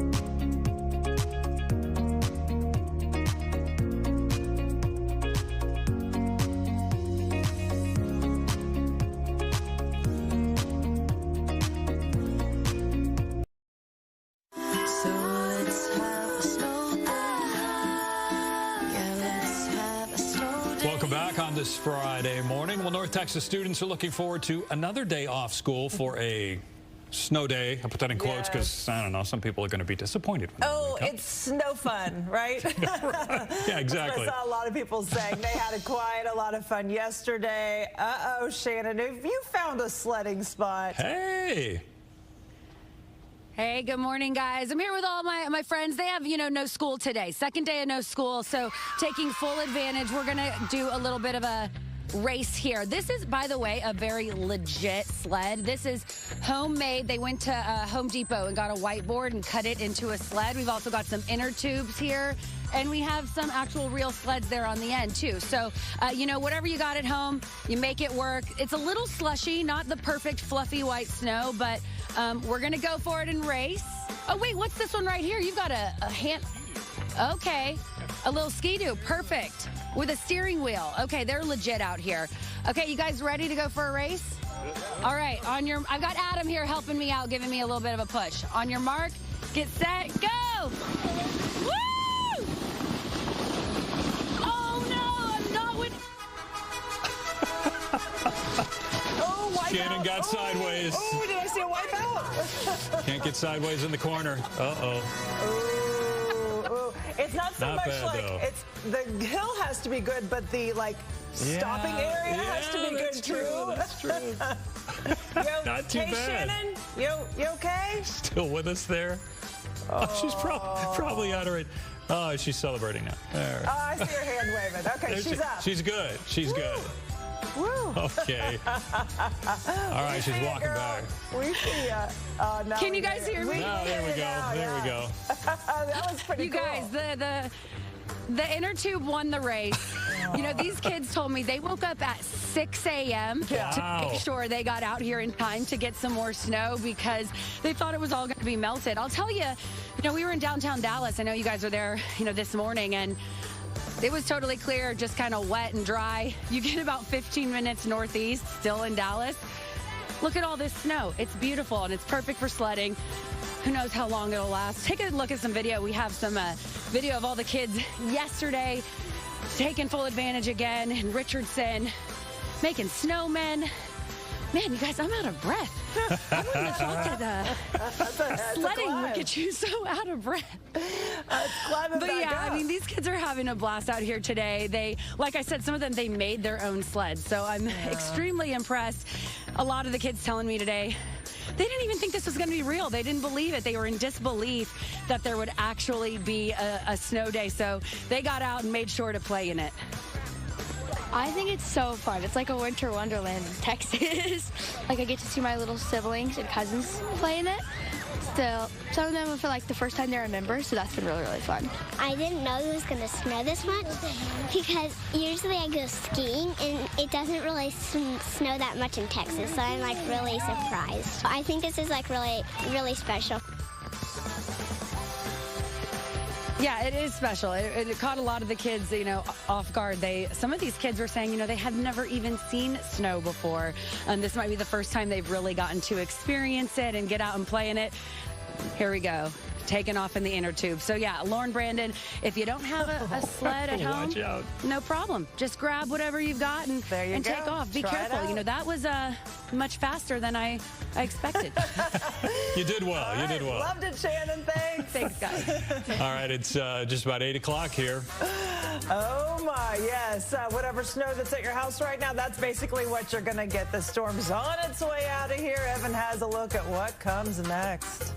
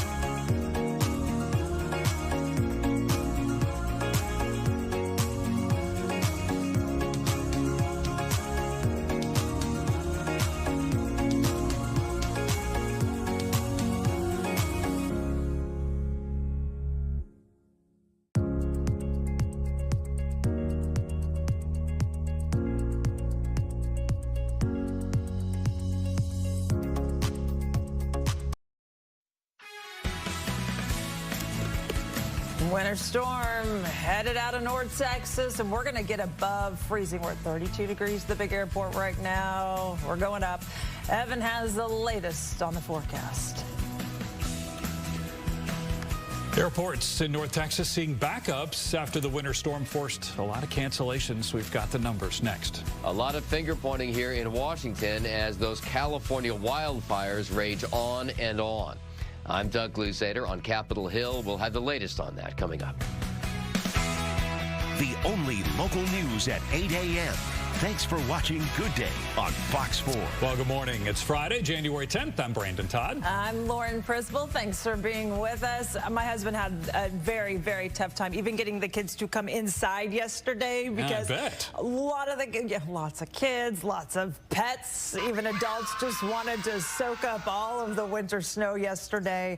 Not much more snow overnight, though, Evan. No, it was kind of a little disappointing overnight. What we expected to come in, and yes, it did come in. It just wasn't as intense, and the ground was so wet from all the rain that we had during the afternoon. Remember, it did change over finally, so there wasn't a lot of additional snow accumulation overnight. What we've got going on today, the roads are okay. I mean, Chip will tell you that. I'll just tell you, for the weather, we're not getting additional. The temperatures are 31, 32. There are some slushy roads, especially side roads. I mean, main roads are in better shape.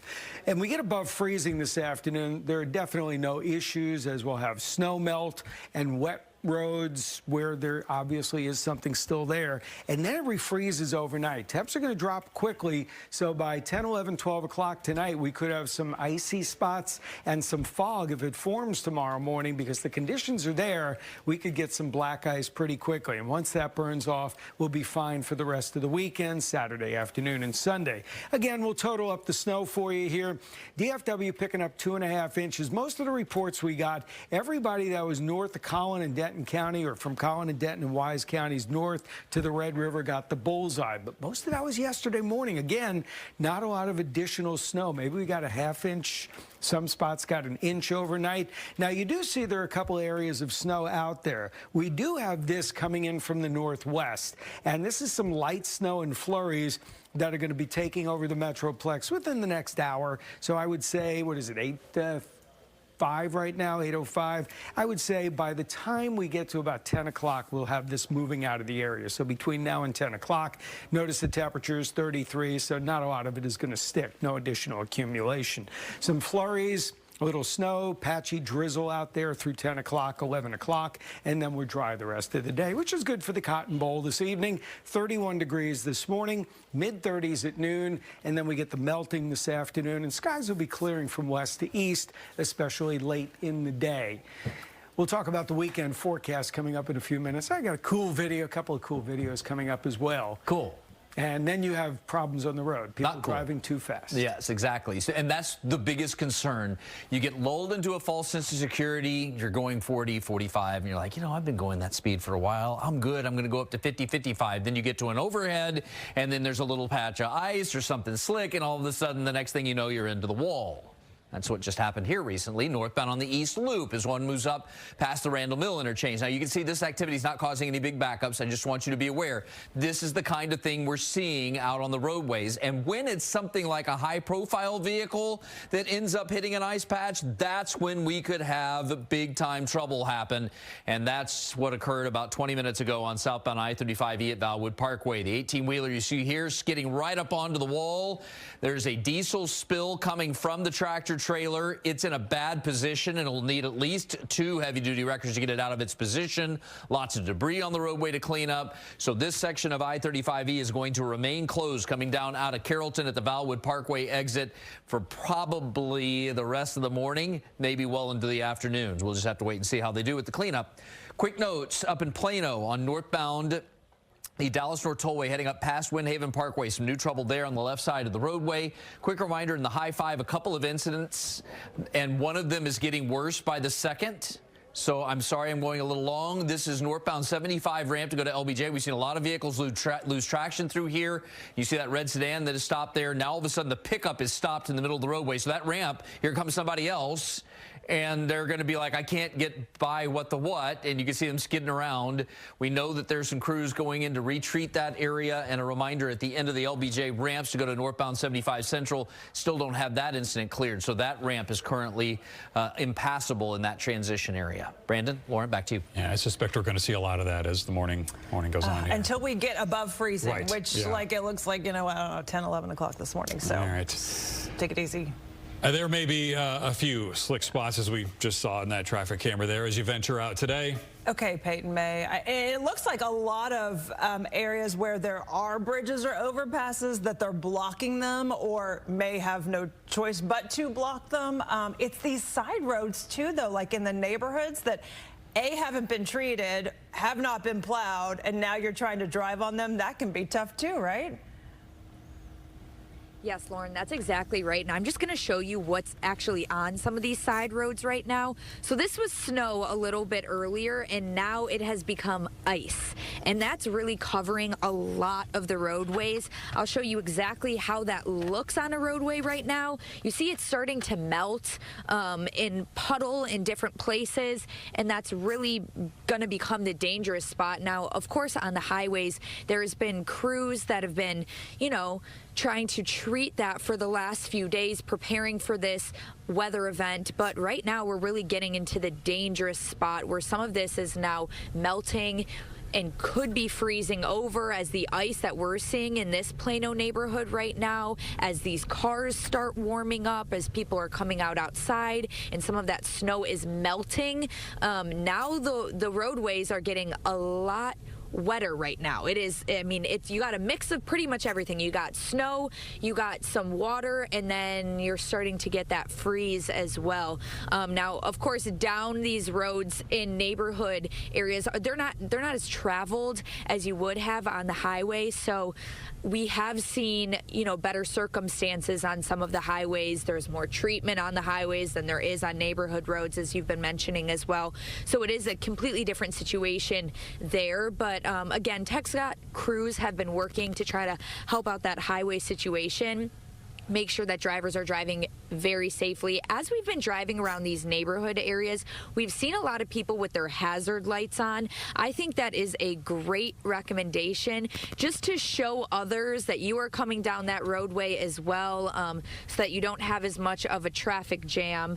Just to, be safe. You see someone in front of us actually pulling over right now, just to make sure that we're not in the same pathway. But, the kids have been having so much fun being out and about. We've seen people making snowmen, admiring their snowmen that they made yesterday. So, of course, it's a fun day out. I'm sure so many people are happy to see the snow. I definitely am. But, once we're transitioning into some different temperatures and we're seeing a lot different things here right now, we're starting to see that ice, which is really not what we're too happy about. But hopefully that is just more of a sign to be even more cautious. Give yourself even more time to go anywhere you need to be. And like we've been saying all morning, those bridges, those overpasses, those ramps, that's where you want to be careful. And then in your neighborhood, as you're getting out your door, that's where you want to take that extra time and attention to make sure you're being safe. Back to you. True. Thank you so much. Take it easy, Peyton. Yeah, winter weather still causing quite a few flight cancellations and delays at both of our local airports as well this morning. Yeah, the problem is not nearly as bad as it was yesterday. More than 400 flights to and from DFW Airport are canceled today. That's 19% of all flights at the airport. The story is similar at Love Field, where 96 flights are canceled. That's 18% of the ones scheduled there. That's far below the numbers from yesterday, when the two airports led the nation in cancellations.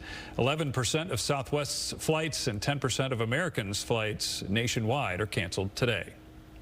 It's 12 minutes after 8 o'clock. Okay, we're staying cold right now. We're at 32 degrees. Again, that's like right there at the, the freezing point. We're going to warm up as the morning goes on, so we'll see what happens. A lot of the snow is going to melt. Evan's going to break it down, and he peers into the weekend as well. Could be tricky, especially tomorrow morning.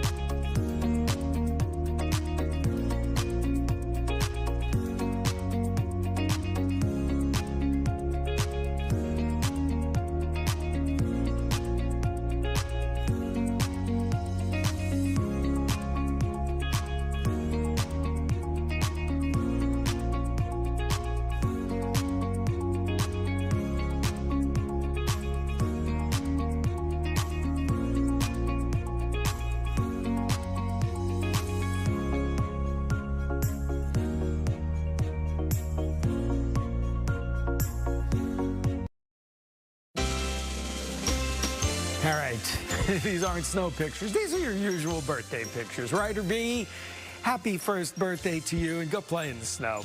Elizabeth celebrates 2 years. Oh, these are memorable birthdays because you got snow around. Eric Barnett is 2. Happy second birthday to you, Eric. Jerry Amir. Oh, we did not get a picture from him. Josephine Robinson. I want to say happy second birthday to Josephine Robinson, who is 2. Maggie Lou, you celebrate a birthday, and you are 3. Naomi Majors, happy third birthday to you, young lady. Zachariah Orhood, you are 3 as well. I will trade you a carrot for a half a foot of snow. Hayes Adair celebrates 4 years with us. Parker, we wish you a happy 4th birthday.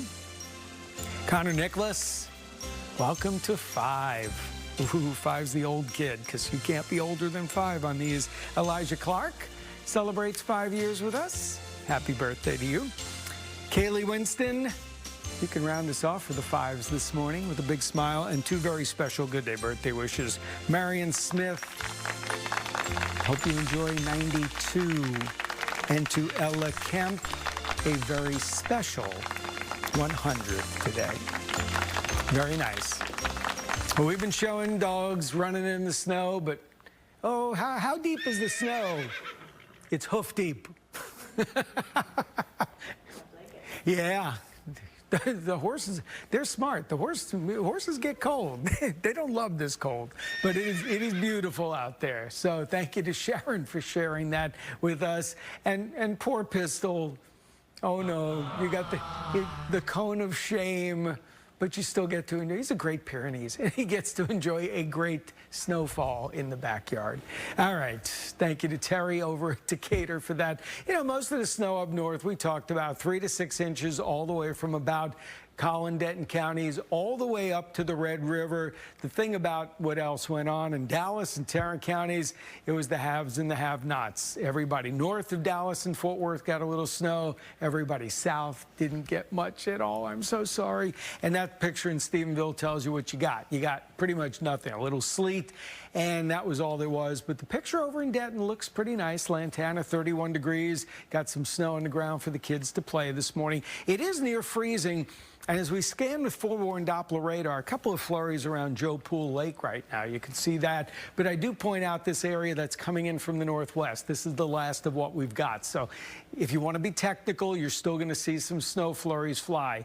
The ironic thing is normally this would be a humongous thing in North Texas. Oh, my goodness, we've got some snow flurries. But compared to yesterday, it's like, flurries, that's it? Yeah, we're not going to get to play in this? This is just additional. And it is up in Wise County, Jack County, over in Montague County, Bridgeport, Decatur, and it's headed to Denton, and then it's going into Metroplex, this last little area of light snow. This will at least throw some flakes down. Might be a little dusting for some of you. You can see it right there. And as this moves through, that'll be the last of it. You can see skies are already clearing. It's 17 at Amarillo. All the rain and snow that we had has gone well east. Arkansas, Mississippi, Louisiana getting some rain. Pretty cold temperatures today. We're in the 30s for highs, upper 30s. So we'll melt whatever is on the ground. And as this system pulls off to the east, it's actually going to start to weaken, but still a lot of snow and rain for the eastern U.S. Just cold, nothing too cold behind this. The Arctic is bottled up for now. It won't open up again until next weekend, and the Santa Ana winds slowly begin to quiet down on the west coast, which is good for them. Today's still a fire risk, but it does get better after today. So everything we see on radar should be out of here by about 10, 11 o'clock. By the afternoon, we'll see some clearing, which gets us into the upper 30s. However, with warm air moving in above the ground and all the cold air and the moist air trapped at the ground, we may get some fog overnight, which would be freezing fog, which would create very dangerous black ice tomorrow. It is a possibility. And, of course, anything that melts refreezes again. But tomorrow afternoon, we get the sunshine. We'll be in the 40s for high temperatures. Pretty nice day. Cold day, but a nice day.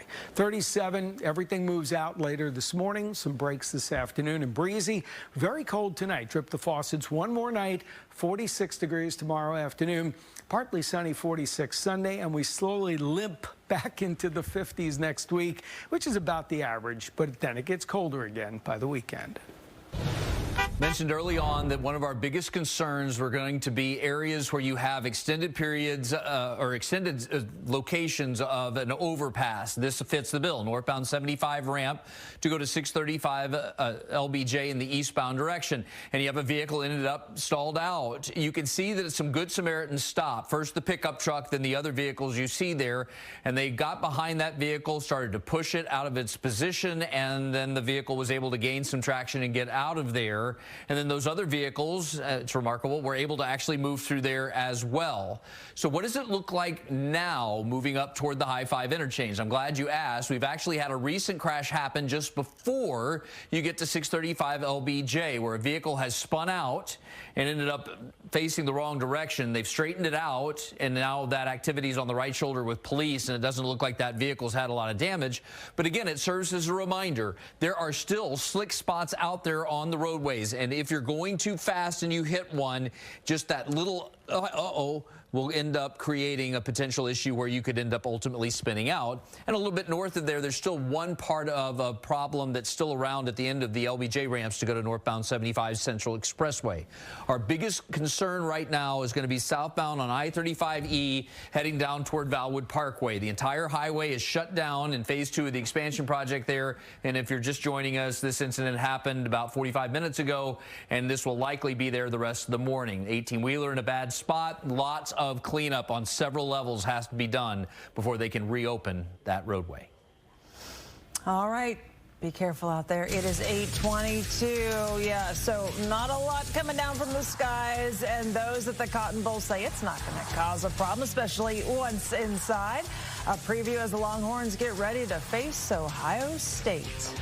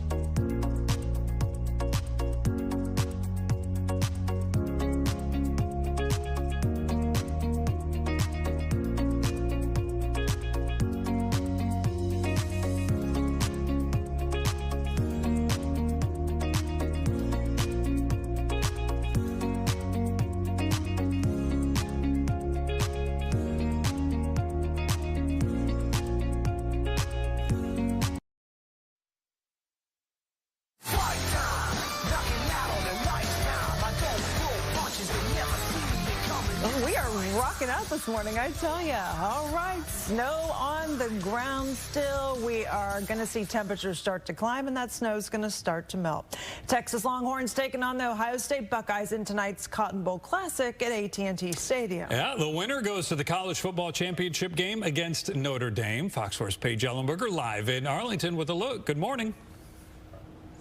Hey, Brendan, Lauren, good morning. Yeah, and I'll tell you, both of these teams surely want to win bad. It's been 20 years since Texas went to a national championship game. They won it back in 2005. Meanwhile, for Ohio State, it's been 10 years since it's won one. While Texas has the most Cotton Bowl appearances with 23, Ohio State most familiar with this game. It lost to Missouri in the Cotton Bowl Classic last season, 14-3. However, it's a clean slate for both teams, and the two have earned this Cotton Bowl appearance. They battled it out in the postseason, both playing since the first round. Ohio State is the favorite heading into tonight, but Texas head coach Steve Sarkisian says don't count the Longhorns out just yet. Not always about who was the best team for 12 games. It's who's playing the best football this time of the year. And I think we could all agree what Coach Day's done, their team, them coming out of that Michigan game and what they've been able to do since the playoffs have started has been tremendous. Now, whoever wins this matchup, revenge is already in the works. Texas will travel north to Ohio to face the Buckeyes in a season opener in August. Now, Evan says the roads should be good to go by the time kickoff happens. That is at 6:30. TxDOT has been treating these roads really all week long. They've been out this morning plowing snow away. TxDOT does say crews from across the state have mobilized to come help out near AT&T Stadium for tonight's game.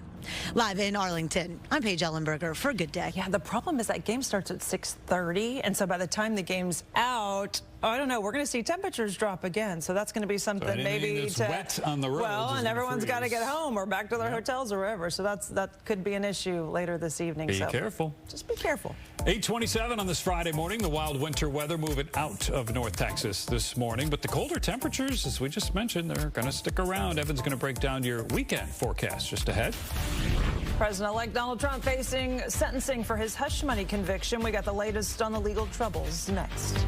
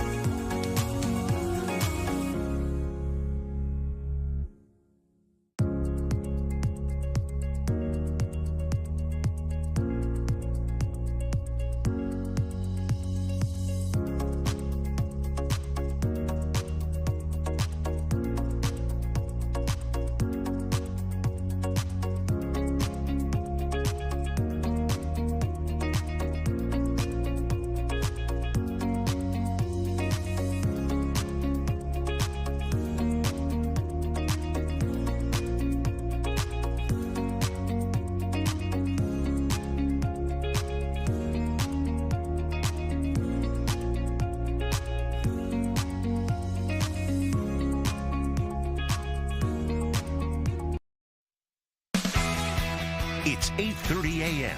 Good Day continues live and local on Fox 4. This could be tricky if our temperatures start to climb and all the snow melts and then the roads are wet and then we freeze again tonight. There could be a lot of wet, icy roads tomorrow. Thankfully, it's the weekend. But goodness, yeah, a lot to think about. I'm not going anywhere Saturday morning. Yeah, a lot to think about as we move forward over the next, 24, 48 hours. I'm kind of nervous. Your forecast has made me a little nervous here. Oh.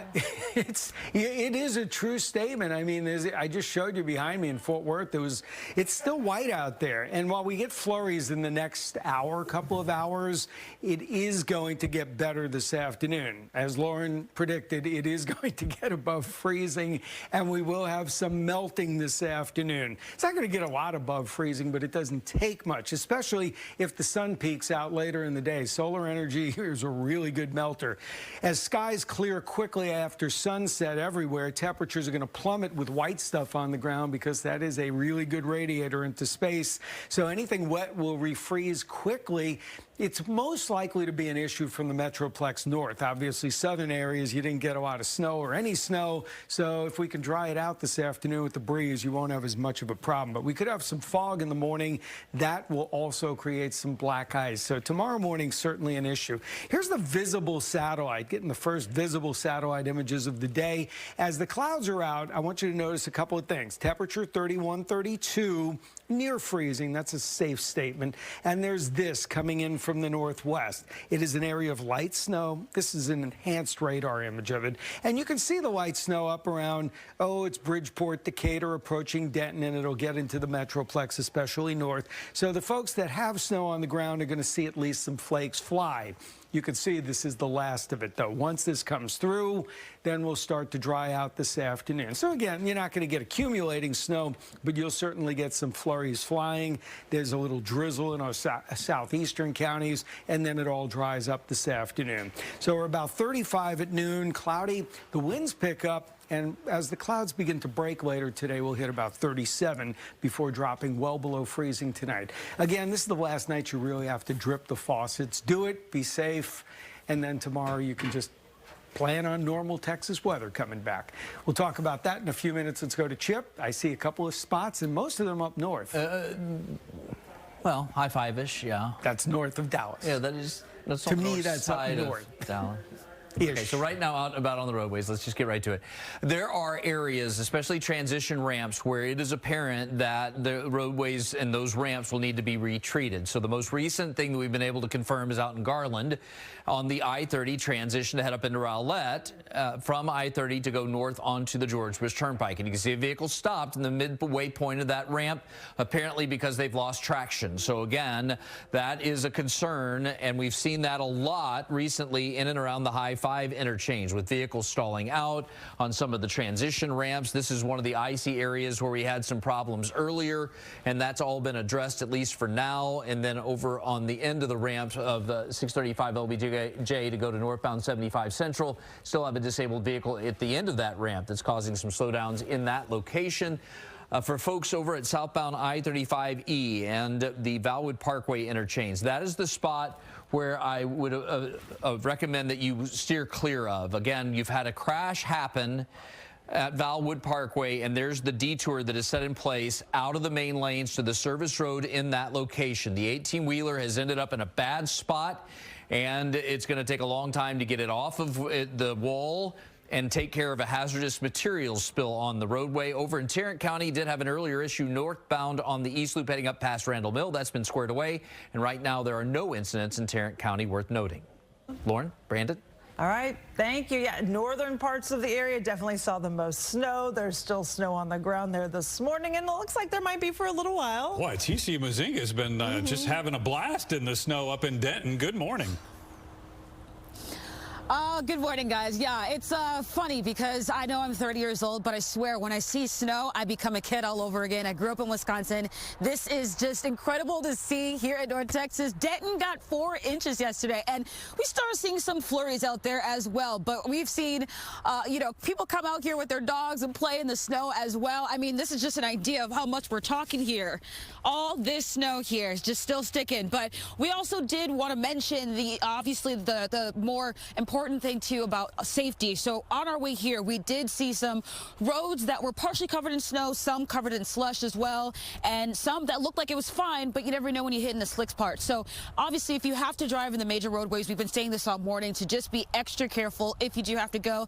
Otherwise, we've been seeing here, I'm actually behind Buc-ee's, and we have seen people just enjoying the snow, having fun, and enjoying while they can, especially with no school happening. You know, the kiddos are probably building a snow band or also probably having a snowball fight as well. And but yeah, we've been just saying enjoy it as you can, as much as you can, but also just be extra careful out there if you have to drive. They are still working on clearing out the roads as well. So we've been seeing also snow plows and snow trucks out and about trying to clear out the roads. So it'll be a while yet, but in the meantime, enjoy the snow as much as you can, like I am right now. I'm trying my best not to hit Noonie. The photon. Watch out, You can hit him, that's all right. Oh, Brandon. I've thrown snowballs at Noonie I love that before. she's like, look at the beautiful scenery behind me, and she's at the Buc-ee's. So, you know, you've got good bathrooms, you got good snacks. Get some hot cocoa, TC, enjoy it. All right, should we talk Wall Street? Let's do. Here's a live look at the big board on Wall Street at about 6 minutes into the trading day. Dow Jones Industrial Average down 259 points. The December jobs report came in much better than expected. The Labor Department says employers added 256,000 jobs last month, far more than the 153,000 that economists had expected. The unemployment rate fell to 4.1%. Sounds good? That report rattled investors who are afraid that it might prompt the Fed to hold off on any more interest rate cuts for a while. Also, Disney, Fox, and Warner Brothers Discovery have called off plans to launch the sports streaming service Venue. It comes after the settlement of a lawsuit by streaming service Fubo. Fox, of course, the parent company of Fox 4. S&P 500 down also 50 points. NASDAQ down almost a full point this morning. President-elect Donald Trump faces sentencing today for his conviction in a New York hush money case. In a 5-4 decision, the U.S. Supreme Court declined to intervene, and that clears the way for sentencing to move forward. Last year, Trump was convicted of falsifying business records. Prosecutors say Trump attempted to cover up money paid to an adult film star to keep her quiet about an alleged affair. During the virtual hearing, the judge is expected to impose a sentence of an unconditional discharge. That means Trump would face no penalties. Trump has denied any wrongdoing. It's 8:38 on this Friday morning. Yeah, the winter fun continues for some of us in the Dallas area. We'll get a live look at conditions this morning just after the break.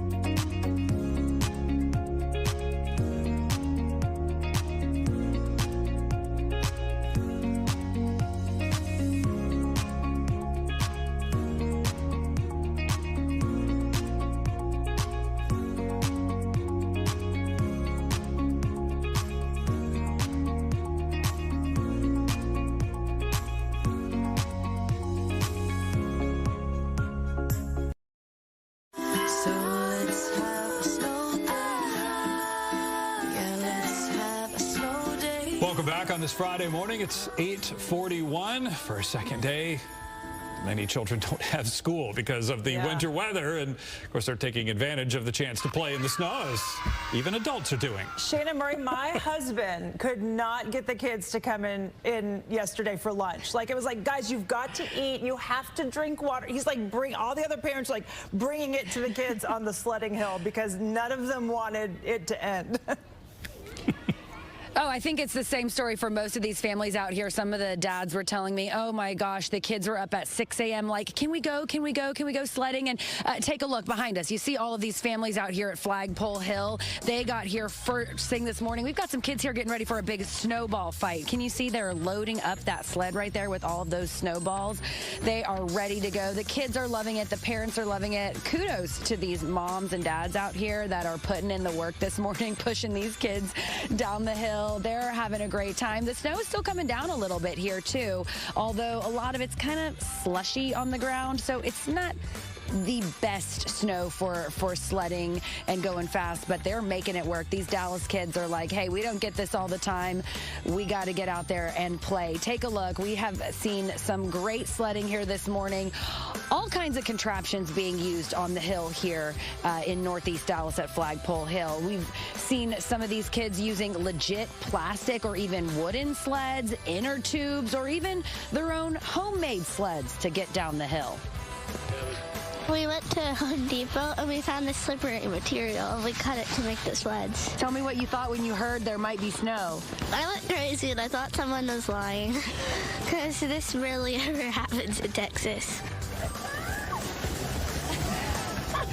Yeah, just kind of in disbelief, I think. A lot of the kids didn't expect to see this much snow and to be able to play the way they have been the last day or so. And, you know, one thing I also didn't expect, Lauren and Brandon, snowboarders. We have seen several snowboarders out here this morning getting some runs in here today. I know we've seen video of skiers out and about across DFW taking advantage of the snow as well. We'll show you some of those snowboarders in the next hour of Good Day. Well, I got to say, you did pretty well earlier when you took off there down the hill. Yeah.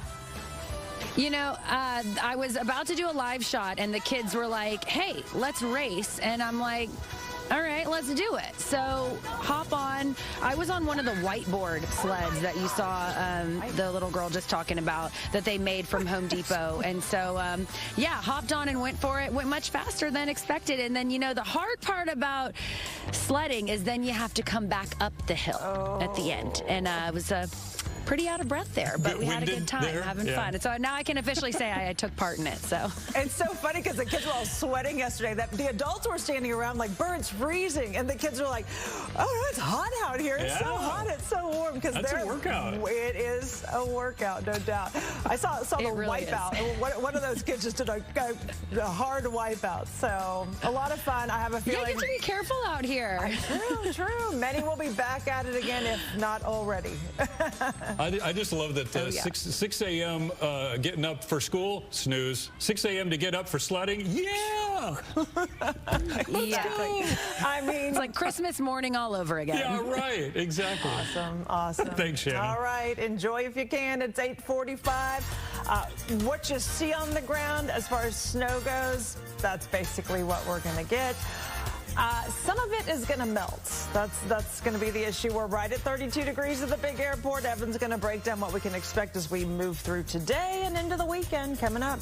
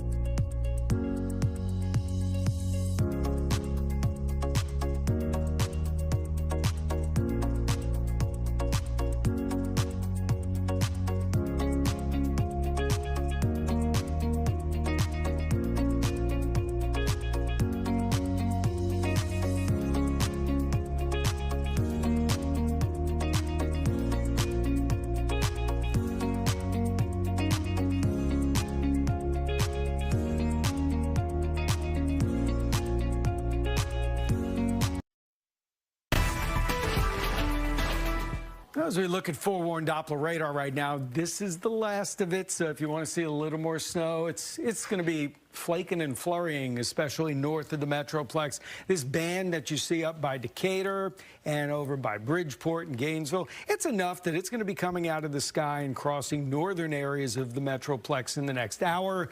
So it should be out of here about 10-ish, 10:30. And once it's gone, we should be done. Flurries, call it flakes flying. There's also some drizzle out there. Just got a message from somebody in Sulphur Springs saying, hey, it's still snowing lightly out here, too. Clouds will break up this afternoon. 37 degrees late in the day. That's when we get the melting, the refreezing tonight, some freezing fog overnight. Kind of icy tomorrow morning. Be careful up till about 10 o'clock. Then it turns mostly sunny. Mid-40s this weekend, inching into the upper 40s and low 50s next week. And then we'll probably turn cold again by next weekend. Chip? It has been a busy week for us. Is it going to get better this morning? Eventually, but right now on I-35E coming out of Denton County, you have the closure still and will for a long time of the main lanes heading down past Valwood Parkway. Again, this all stems from a crash involving an 18-wheeler. I can tell you a heavy-duty wrecker has gotten into the area and is trying to figure out how to get all the cables set up to get it from its current position back onto street level. And then there's a hazardous material spill that has to be addressed. So that's going to be around a long time. Further south on I-35E, right as one approaches the Woodall-Rogers exit, there's some activity on the right side of the roadway. It's not necessarily a factor in the drive other than you just need to be careful and give them a wide berth as you come down from the Market Center area. Again, a host of issues still in and around the High-5 interchange. On northbound 75 Central Expressway, you have remnants of an issue on the right side of the roadway, and we have a new crash that is viewable on this camera, if I can just get it to come up, going on LBJ in the eastbound direction at 75 Central, and the two right lanes are blocked off there. Brandon? All right, Chip, thanks. A big dog with a big heart is looking for a new home. Here is today's SPCA Pet of the Day. Meet Duke, a one-year-old male shepherd mix with a heart as big as his 68-pound frame. This sweet and gentle boy is a total charmer, and he is always eager to share his love and affection. And he is waiting for you at the SPCA of Texas. Duke's favorite things include meeting new people and indulging in tasty treats. He is quite the foodie. With his friendly personality and boundless energy, Duke is ready to bring joy and loyalty to a family of his own. Plus, he's looking forward to making himself at home next to you right on the couch. Like all pets from the SPCA of Texas, Duke has been neutered, microchipped, and is up to date on all his necessary vaccinations. He is housed at the Russell E. Dealey Animal Rescue Center. Come on out to 2400 Lone Star Drive in Dallas from noon to 6 p.m. 7 days a week and meet Duke and see all the dogs and cats waiting for loving homes. We can't wait to see you. All right, 8:51 on this Friday morning. The film Wicked is proving to be profitable for streaming services. How much money was earned in its first week of digital release? When we come back.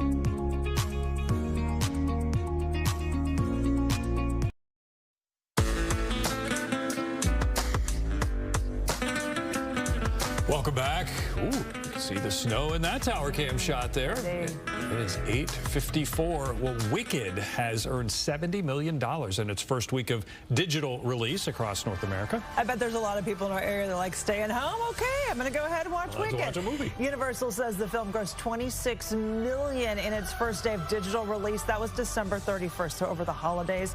Studio's second largest video on demand launch was 2023's The Super Mario Brothers movie. You might remember that from a couple years ago, with $44 million from its first week of digital rentals and sales.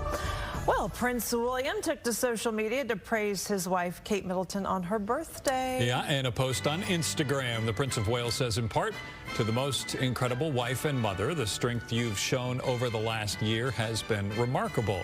The Princess of Wales turned 43 on Thursday. In March of 2024, she announced that she was undergoing treatment for cancer and shared in September that she completed chemo. It is 8:55. All right, straight ahead on Good Day, a Central Texas city deals with another weather threat. Why it's called the lightning capital of the U.S. Next.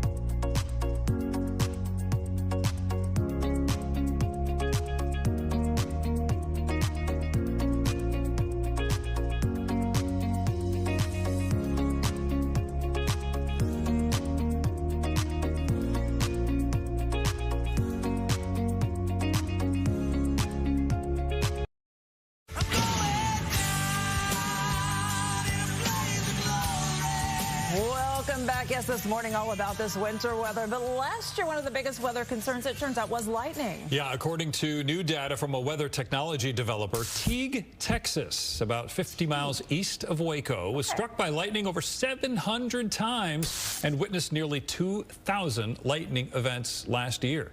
The amount of lightning activity has even earned the Central Texas town a new nickname as the lightning capital of the U.S. Wow. In fact, the data revealed that the Lone Star State experienced more than 40 million lightning strikes in 2024. That's the most in all of the country. Wow. I'm not surprised. We get a lot of storms around here, but Teague, Texas. Boy, that's kind of dangerous. Yeah, All right. Put it on the map, that's for sure. Don't drive there in a storm. The winter storm that we've had is heading out, but the cold weather, yeah, that's sticking around. Evan's in. He's going to break down your weekend forecast. Okay, we've got teams and crews all across the Metroplex this morning checking out the road conditions, looking at the snow, seeing where the heaviest snowfall is. More on that ahead.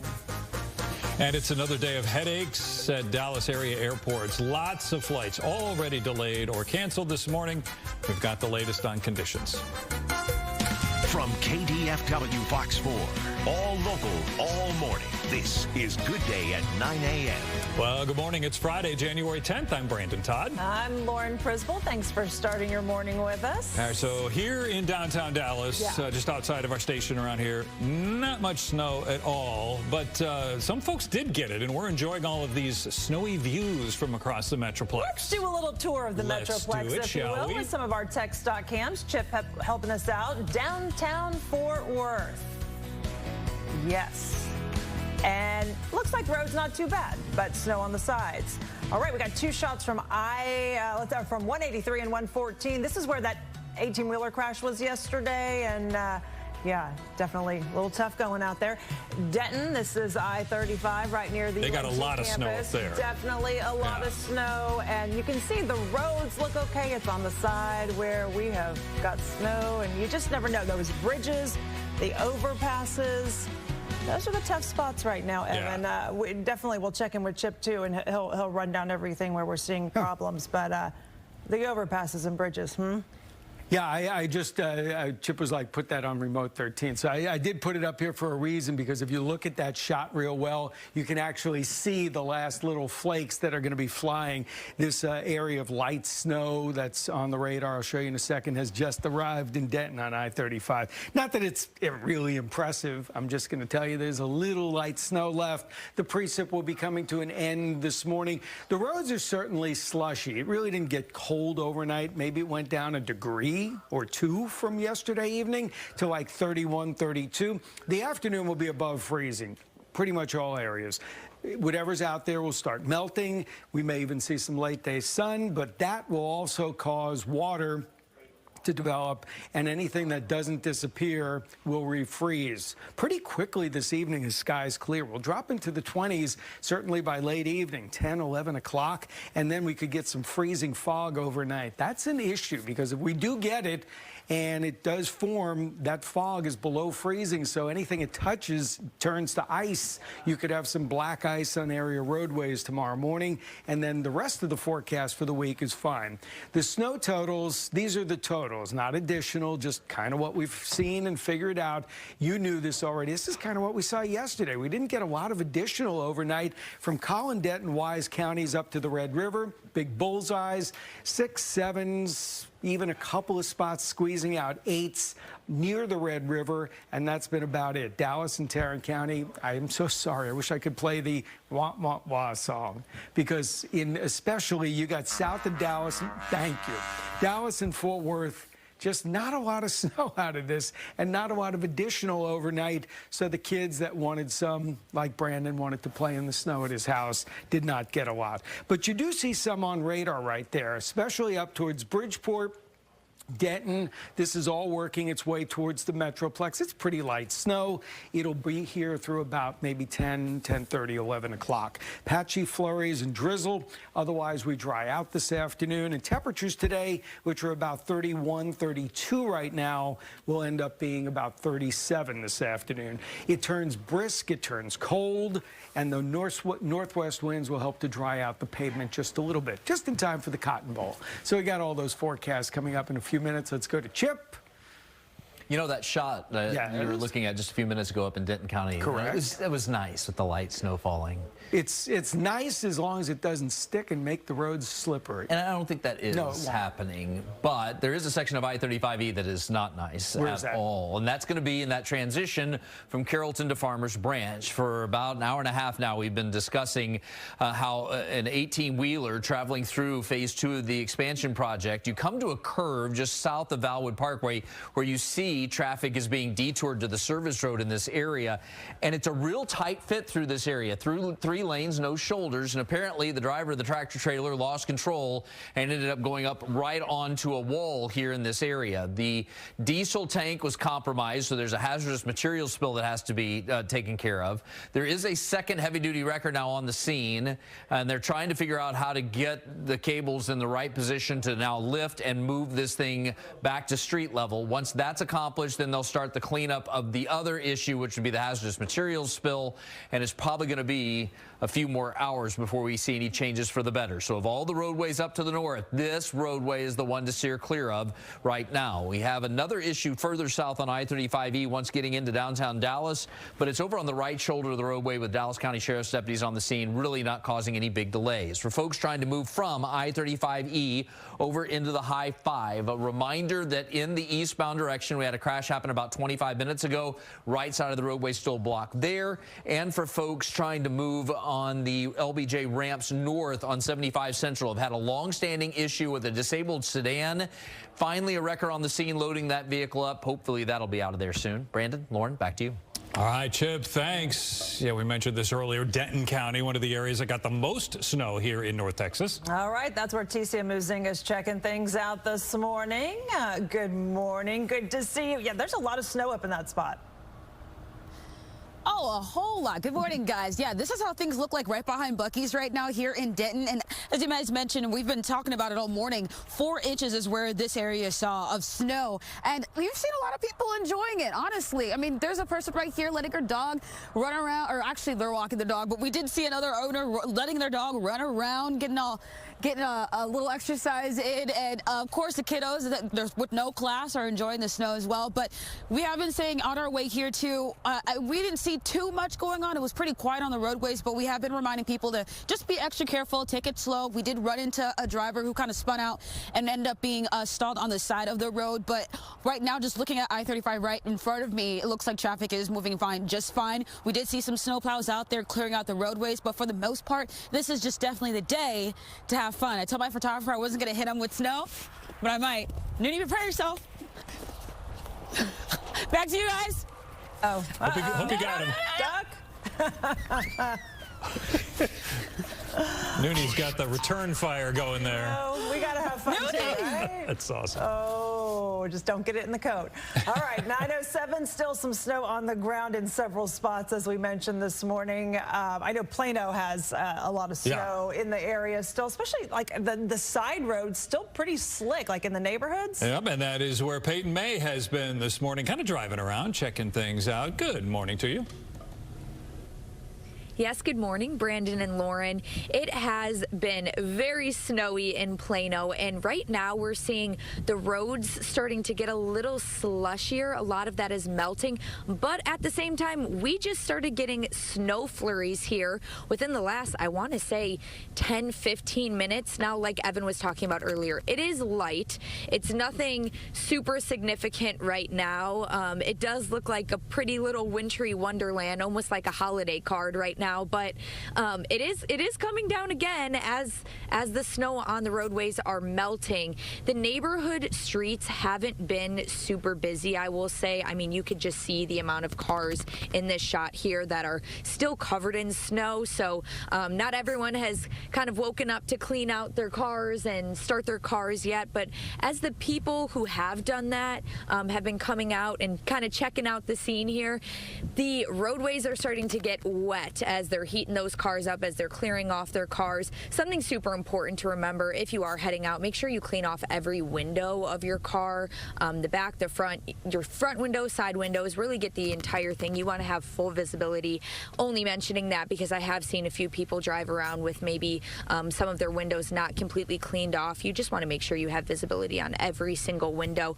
But it hasn't been super busy around neighborhoods yet. Everyone that I've seen driving around Plano know has been driving slow, very safe for the most part, kind of checking in on their neighbors.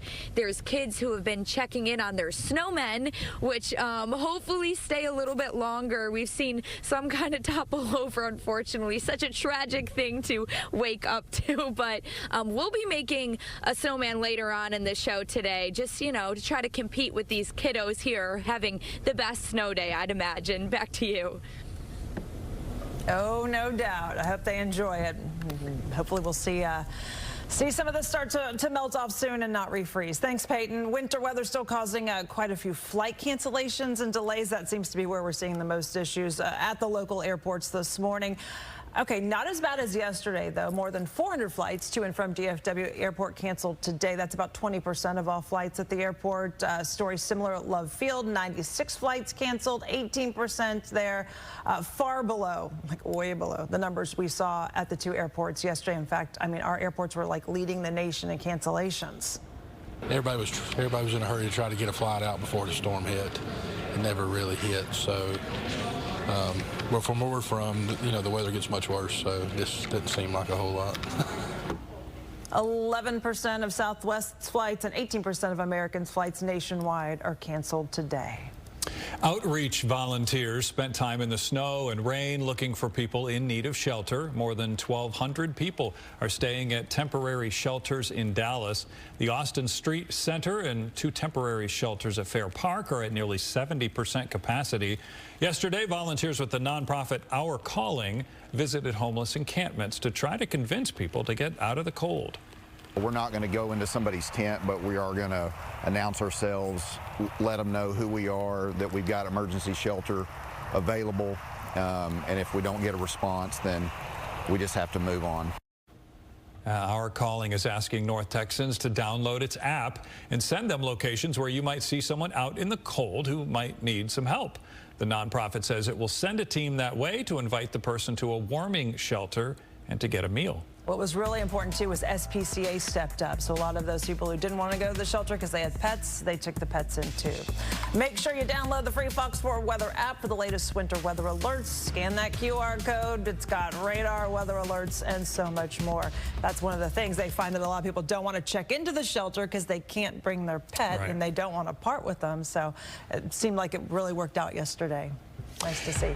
It is 11 minutes after 9 o'clock. Straight ahead, we could be less than 2 weeks away from a possible TikTok shutdown. We'll have the latest on the Supreme Court case to get rid of the popular social media app when we come back. Another snow day for a lot of students across North Texas. Some already out and about enjoying the snow. Evan breaks down the day and also takes a look at the weekend ahead. And boy, we're enjoying all the pictures and videos you guys are sending us. These are my kids. Video my husband sent of my kids headed out yesterday. In fact, I just checked in. They're already back at it again today. So looks like my son was doing the work there, pulling his big sis. And this is the nearby hill where, yes, all the kids are back at it again. Day 2. Enjoy.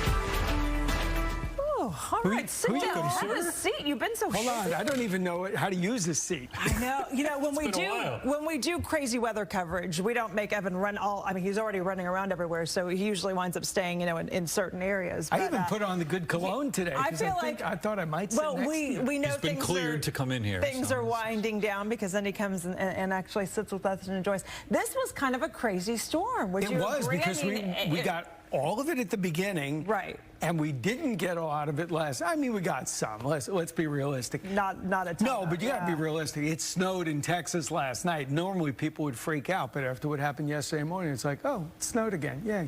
Is it just that some of the models showed it maybe covering more of the Metroplex, and that was the thinking? We just didn't get as much on the back side of it. I mean, we got it, but it was so warm. What happened was it was so warm. You know, we got all that rain yesterday afternoon. I mean, it rained. Yes, it was a mix. It was rain and sleet and snow mixed. But it was liquid. It was wet, and the ground was wet. And just melted when it hit. Melted when it came down. But still, I mean, it's still snowing out there in places. Well, it snowed in downtown Dallas, like at midnight or so. It just didn't stick. Well, you heard Peyton's up there. She was like, yep, snowing again. Who likes the snow? Let's see. The one on the right? Yes, I love the snow. Oh, look at the one on the right, his eyes. Oh, but the one, yeah. That's got to be an Aussie. Those are Aussie eyes. Yeah. But the one on the left is like, no, I'm not a big fan of this cold white stuff. Get me out of the chair quick. And then, by the way, hook 'em. Ooh, sorry, Brandon, but I know. Hey, listen, you gotta pull for your team. Especially me. I mean, I went to a Big Ten school, so Ohio State was always a rival, and Wisconsin always lost to them anyway. So let's hook them anyway. We're hooking them today, and that is a great picture from Billy Jack Jansen over in Alvord. And yeah, they love it. They love it. The Longhorns enjoying a little bit of the cold stuff on the ground. Now, we're still waiting for that camera to defrost in the upper right. That is over in Dallas, still kind of icy looking where it's 32. So we're freezing. We got down to 31 overnight, so we never dropped a lot, which was good because this way anything wet didn't really freeze on the roads. We still have slush, and now it's 33 at Stephenville. Notice nothing there, nothing at Cedar Creek Reservoir.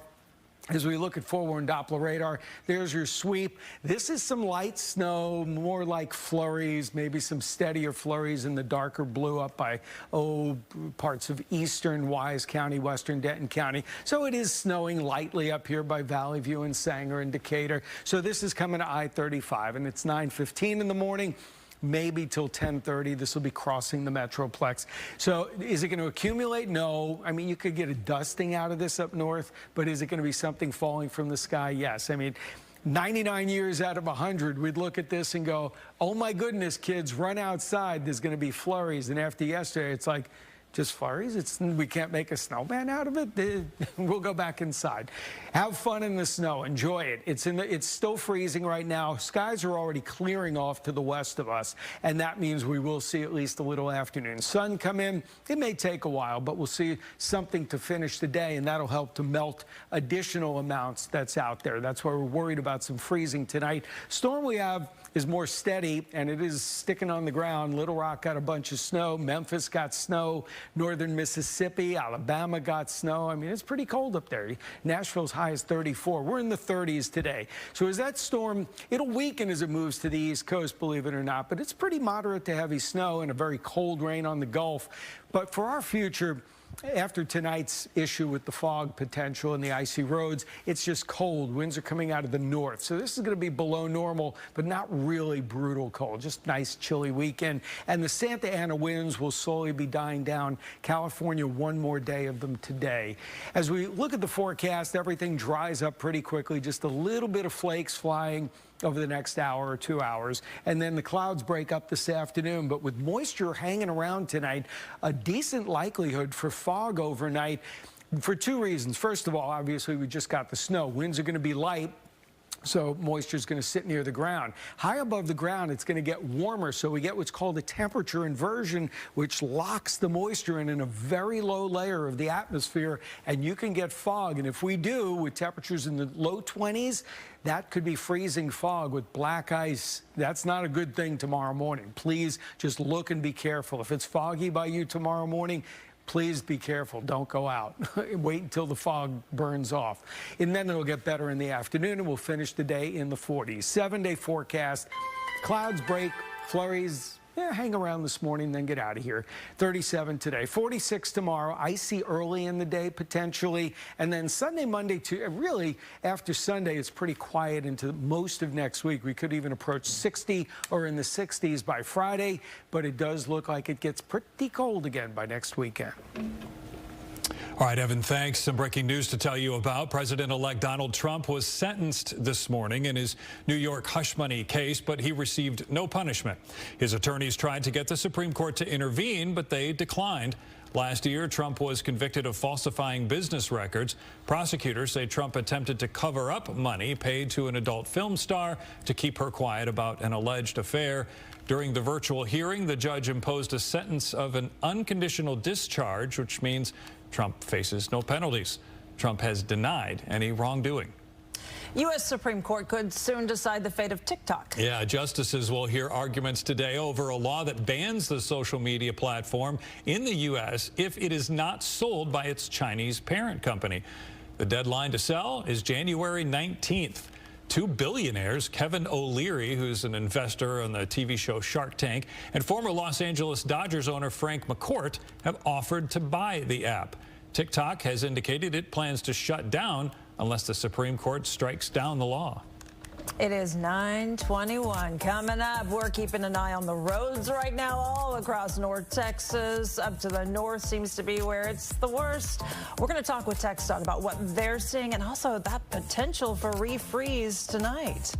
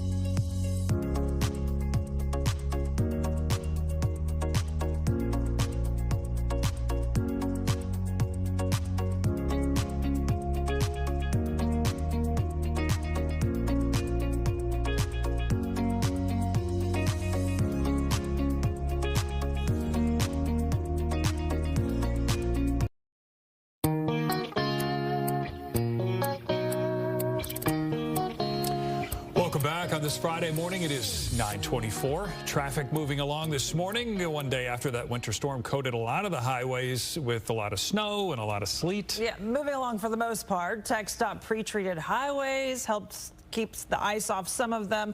Joining us this morning is Kenna Mitchell, the Public Information Officer for the Texas Department of Transportation's Dallas District. It's those bridges and those overpasses that we knew would be tricky that seem to be causing issues this morning. What are you most worried about, or what are you seeing, Kenna, that worries you? Well, crews are first seeing drivers going a little too fast for the conditions out there. So we just want to urge people that, it may look like it's an okay drive, but with temperatures still right around that freezing mark, there is that potential for slick spots to quickly develop out there, especially on bridges and overpasses. So you need to still go slow as long as we're below freezing, and just give your full attention to the drive if you do have to be out this morning. What are the areas that you all have been called out to spot treat some of those roads? Well, crews have been doing regular patrols across the metro. We're still in our 24/7 operation right now. So it has been a lot of the structures like the bridges and overpasses that we're doing some extra attention to this morning. But really anything right now that is wet with these temperatures below freezing does have that potential to turn into a hazard. That's going to be an issue come tonight, because Evan said temperatures are going to climb, so we're going to be above freezing. This is all the snow that we're seeing is going to melt, and then we're going to drop below freezing tonight. And if that's still on the roads, all that wetness is on the roads, I mean, this could be serious tomorrow morning. Exactly. So we're still out, and we're going to be out through the duration of this. And we just want to remind everyone, we know there's a lot of things going on here in the metro overnight, and it's still going to be imperative for everyone to really evaluate the forecast and determine if they do need to be out, especially as temperatures start plunging. We're hopeful the weather will give us a little bit of a break with the warmer temperatures, where some things might be able to clear up. But if we start getting additional rounds of precipitation, then that could become another issue for us to deal with. Yeah, y'all be safe out there too. Sounds like from the air, that's over. Like for the most precipitation falling from the sky is over. It's just if that snow melts and, it's there and just water, that could be an issue. Thanks, Kenna. You're welcome. Stay safe, everyone. Yeah, you too. Thanks for the work you're doing. All right, 9:27 on this Friday morning. Lots of kids, lots of adults having fun in the snow. We're taking you live to a popular sledding spot when we come back. All right, not keeping the Buckeyes and the Longhorn fans away, that's for sure. A preview of the big semifinal matchup as the countdown to the Cotton Bowl begins. It is tonight. That's next.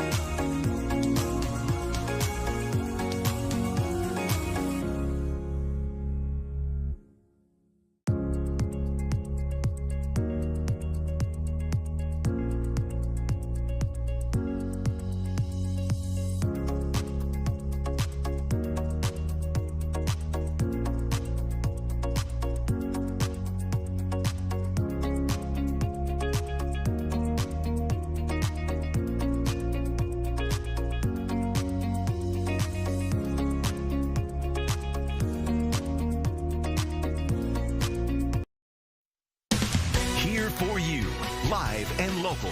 Good Day continues on Fox 4. Okay, my kids are out of it. My kids are already on the snow hill, They're the busy sled hill. right now. I mean, goodness, I tell you, my husband couldn't get them to stop to eat lunch yesterday. They were so sweaty by the end of the day. Man. The kids are loving this. As long as you don't have to get out and about on any bridges or overpasses, this is awesome. Well, and adults are loving it. Yeah. On all these places where the kids are going sledding. Oh, my husband A whole bunch of adults are doing it too. Doing it too. Yep. I would if I were there. Yeah, and of course, in this case, you got all the adults and the kids that live south of Dallas and Fort Worth going, okay, how far, Mom, Dad, how far do we have to drive to find some snow? Because this was a story of haves and have-nots. I mean, Metroplex North got all the snow, Metroplex South. I mean, you saw snow, flakes mixed in. You got a little overnight, but the ground was wet and it just melted. So some of you got a lot, some of you got little, some of you got none. It's going to be one of those situations where, you know, you can't win for everybody. We were definitely right for some of you and wrong for many of you, and for those we apologize. Some flurries and drizzle are lingering. Right now we've got the last of it swinging through. Should be out of here by about 10:30 or so, and then we get above freezing this afternoon. But as you discussed with TxDOT, that means melting of whatever's slushy and refreezing tonight as skies clear. We'll have slick spots around Saturday morning because of some freezing fog around. That's a concern because of all the moisture that's trapped. And I say there's snow left. There's our visible satellite picture. It's still cloudy, but skies are starting to clear a bit by Wichita Falls on the left side of the screen. Everybody's about freezing. And as you look at this radar image, this shows a little bit of light snow, especially as you get up to Denton. There's a little bit more steadier light snow swinging through Denton County, Cook County, folks up by Gainesville. You were the ones that got the bullseyes yesterday, right near the Red River. Anything north of Highway 380 was getting, what, 5 to 7, 8 inches of snow.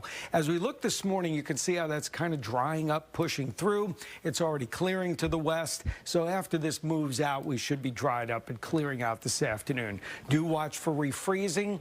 That could happen overnight, anytime after about, say, 10, 11 o'clock as temperatures dip below freezing again. 32 degrees this morning, 35 at noon, and a little sun to finish the day. Areas west of Fort Worth will get the sun first. All right, we could use some sun to brighten our spirits, Chip. Yeah, and melt this stuff off where we do have ice on the shoulders of the roadways. Tomorrow afternoon. Tomorrow afternoon should be pretty much gone. Okay. Except what's in your backyard. Right. In the shade. You know, one of those things to keep in mind. Again, some side streets are going to be a little bit more treacherous than other areas. But on highways right now, if you do have to get out and about, again, we haven't seen a lot of issues out there. But, again, there are some ice patches here and there. And one driver found out the hard way how slick and difficult it can be from time to time. And we're keeping tabs on that incident right now. Southbound on I-35E, everything's shut down at Valwood Parkway. Crash happened about 2 hours ago where a truck ended up careening into and over the top of the wall in the area around Valwood Parkway. And there are 2 heavy-duty wreckers that are now hooked up to the vehicle and are starting to try to slowly lift that thing up. They'll get it over and then off of that wall.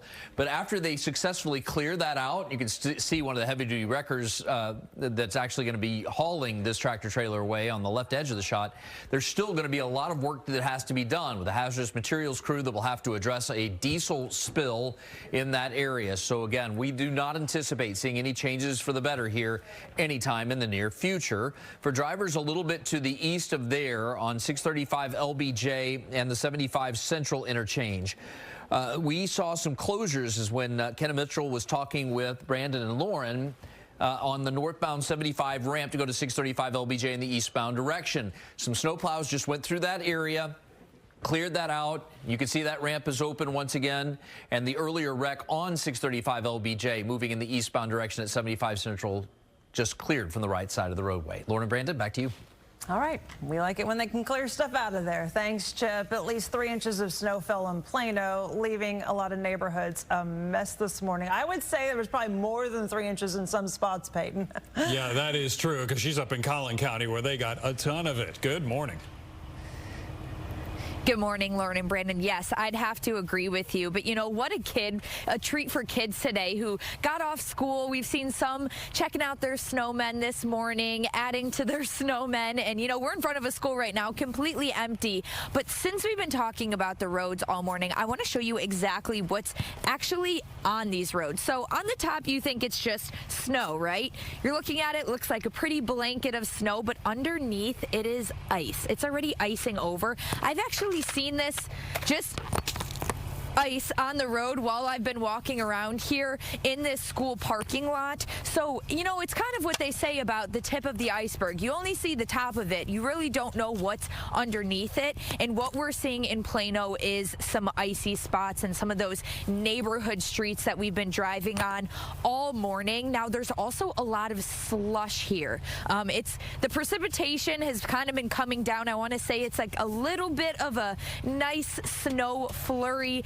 Seems very harmless right now. I don't know if you could really see the little flakes coming in and out. It's been doing that for about the past, I want to say 30, 45 minutes that we've been seeing a little bit more snow in Plano. But regardless, the most important thing is really being careful on those icy spots. Those neighborhood streets have not been driven as often as, say, your highway would. And, you know, I will say, while we've been in Plano all morning, everyone seems to be taking their time, being very cautious, waving to their neighbors, checking in on their neighbors.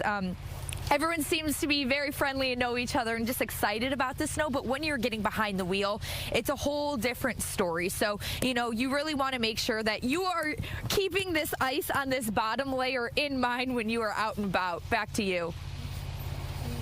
All right. Yeah, take it easy out there. I think a lot of kids probably woke up and were like, I'm out the door. I'm going to play again. Round 2. Let's go. Yeah, they had a lot of fun yesterday at a popular sledding spot, and that's where Shannon Murray is live. And kudos to Shannon for her investigative skills this morning, really scoping out the finer points of sledding down that hill. I had a blast sledding this morning. You know, you got to get in and do it. If I'm going to be here live, you know I'm going to be on a sled, right? I've got to. So take a look behind me.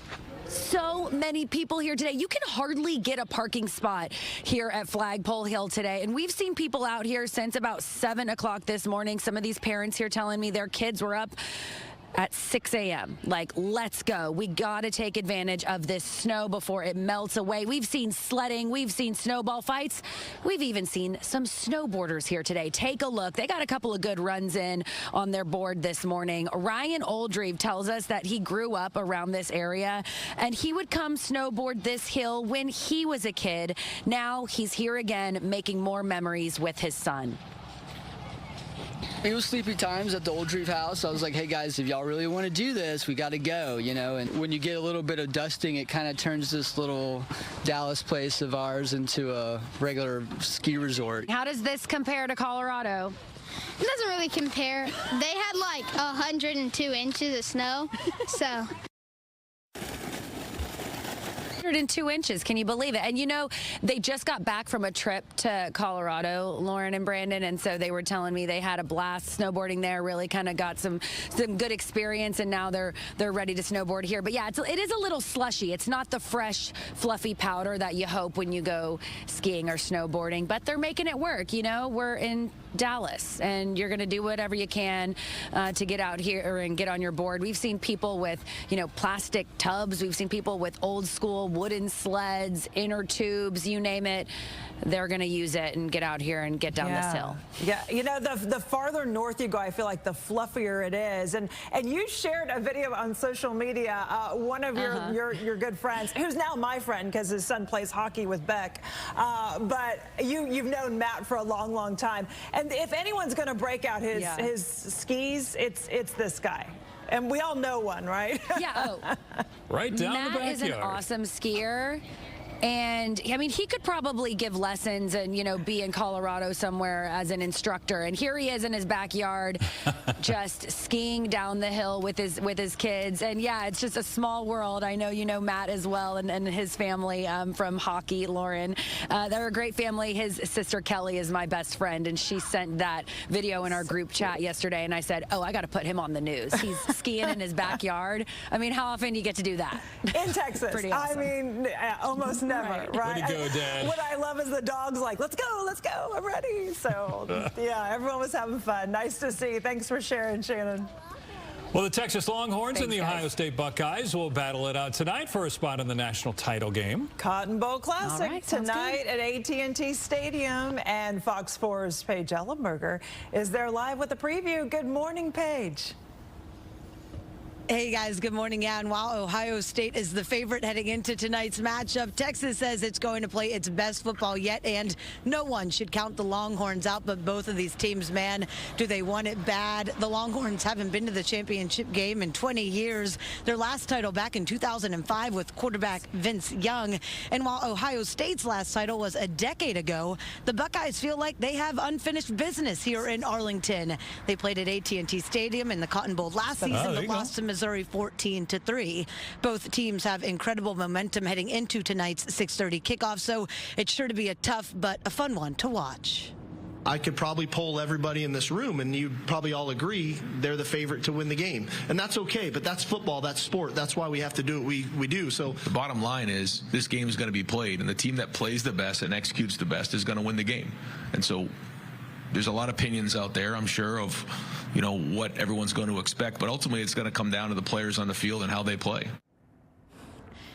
Meanwhile, City of Arlington crews and TxDOT have made sure the roads surrounding AT&T are safe to drive on. A TxDOT spokesperson says they're out 24/7 treating the roads. They also say additional crews from across the state have mobilized here to North Texas just to help out with Cotton Bowl operations. Now, whoever wins tonight will face the Fighting Irish of Notre Dame in Georgia, in Atlanta on January 20th. This is going to be a good one, though. The revenge already in the mix as well. The Texas Longhorns heading up to Ohio State in August for a season opener. So it's going to be a tough one tonight, guys. It's going to be a great matchup, but it's going to be a fun one. Back to you. My husband's whole family is ready for this game. It should be a fun one to watch. And it's interesting because we're getting lots of opinions about who is going to win. So I'm in the doghouse with mostly everyone around here because I'm going for Ohio State. Paige, I don't even know what he's saying over here. Okay, so Fort Worth Zoo is getting ready for the Cotton Bowl today. So this is the newest Longhorn. Look how cute Bruce is. Aww. And Bruce did his pick for the game. I mean, of course he went for the Longhorn. I mean, he's like looking in a mirror, right? He's like, oh, that's me. Yeah. So cute. Zoo even offered to let Bruce be a tiny stand-in for UT's mascot Bevo if needed. After his pick, Bruce says he's sideline ready for tonight's big playoff match. Go Bruce. Go Bruce. It's 9:43. All right, we're going to start melting soon. Temperatures are going to start climbing. We're going to check in with Evan to see just how long we'll be above freezing. But first, take a look at our sweet station dog, Poppy, enjoying the winter weather. She's loving this. Her owner, Gabby Brewster, says she quickly figured out she could eat the snow. Woohoo!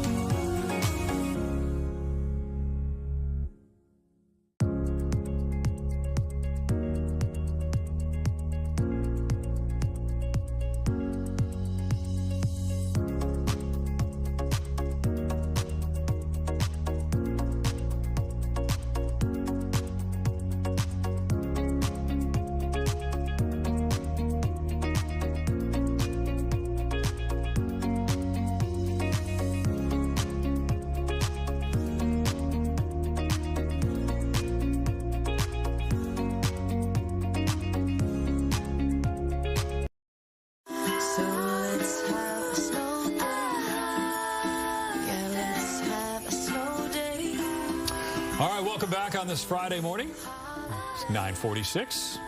All right, so we mentioned this earlier in the newscast. Some of our Good Day reporters are actually going head-to-head in a snowman building competition this morning on the 10th. Okay, so we got Ticia versus Shannon versus Peyton. I mean, this is gonna be big, guys. Yeah, right.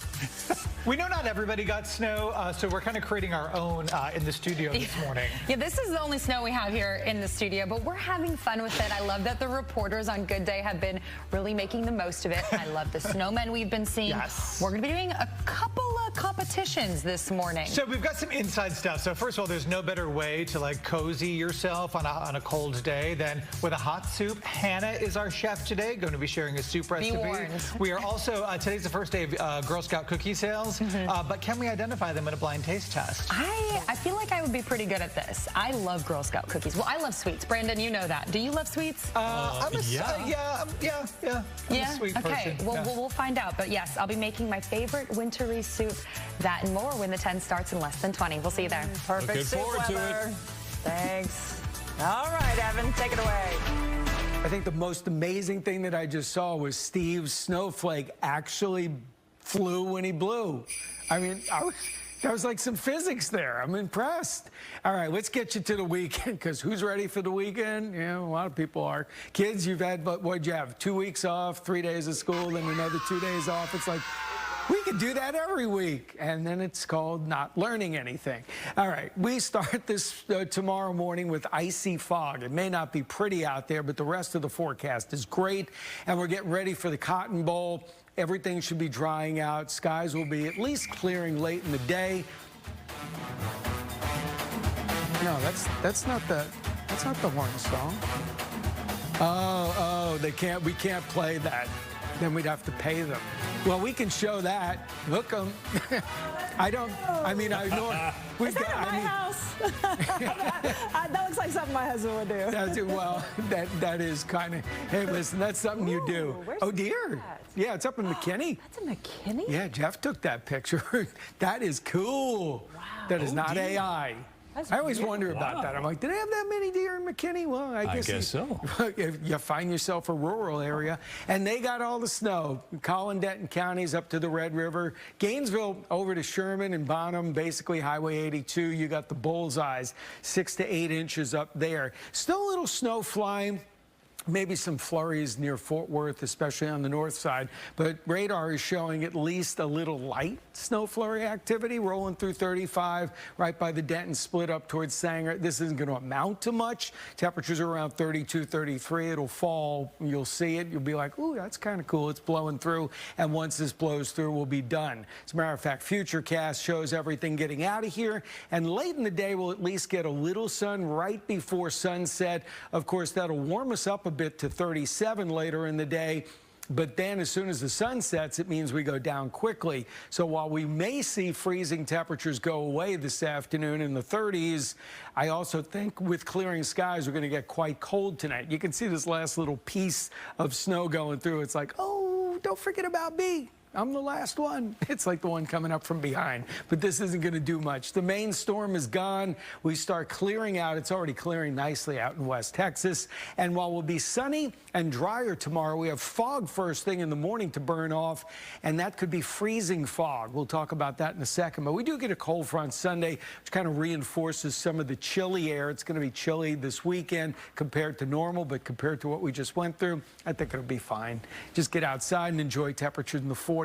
Tomorrow morning, we will have some icy spots around, and the icy spots could be just because of melting and freezing, but the atmosphere may support some fog, and if we get fog with temperatures in the 20s, anything it touches will be a little sheet of ice, which means if you're driving and you stop, you won't. It's called black ice, and that would not be a good thing. 37 today, 46 tomorrow. Drip the faucets one last time tonight, and then you shouldn't have to worry about it too much as we go from the 40s into the low 50s next week.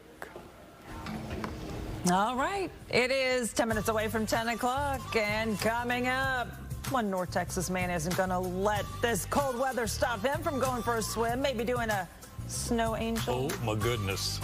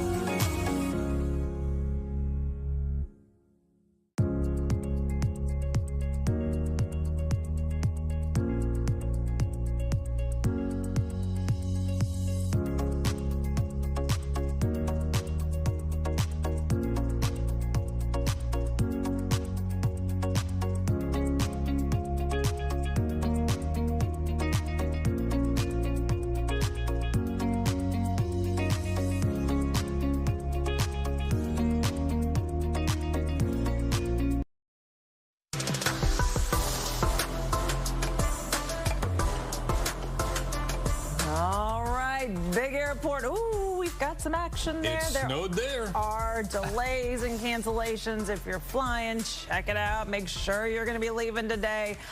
Cold weather. Sometimes it makes some people do crazy things. Most of the time. I feel like we all know someone like this. There's a man in Little Elm, and he was like, nah, watch this, honey, watch this. So, watch this. Please tell me this wasn't on TikTok. Okay. No angel. Okay.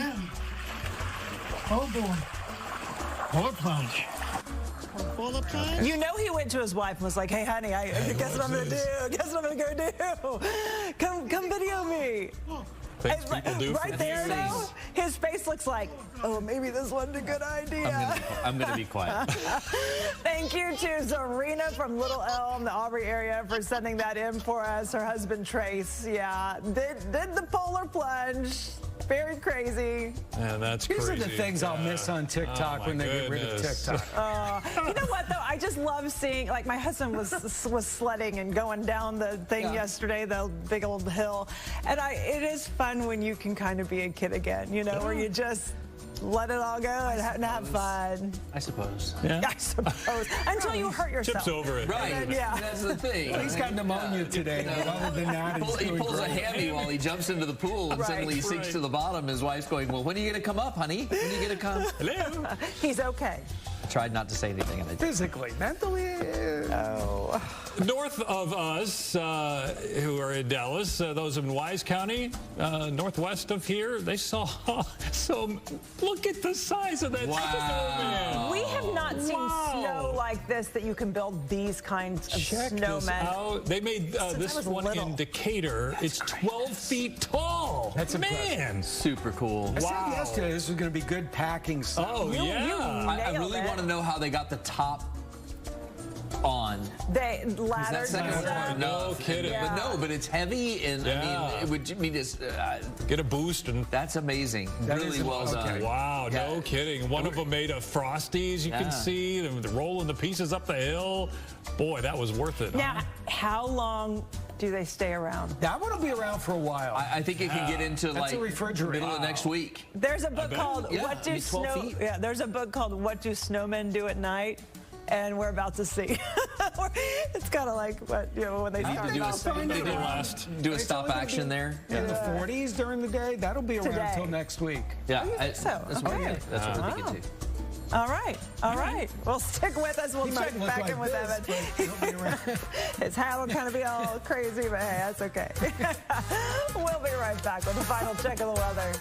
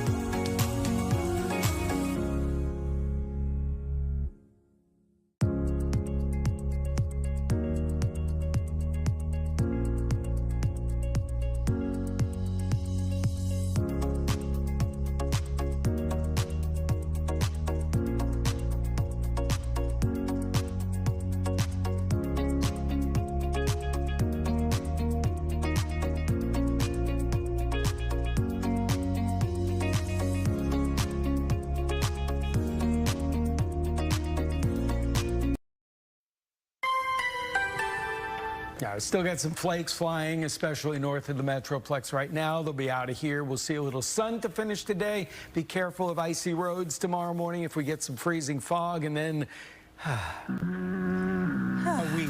a week to relax. Freezing fog. Sounds ominous, fun. Yeah, doesn't it? Get some evil music going. Thanks for being with us this week. Be careful out the there. The highs and the lows. We'll see you next week. Have a good day.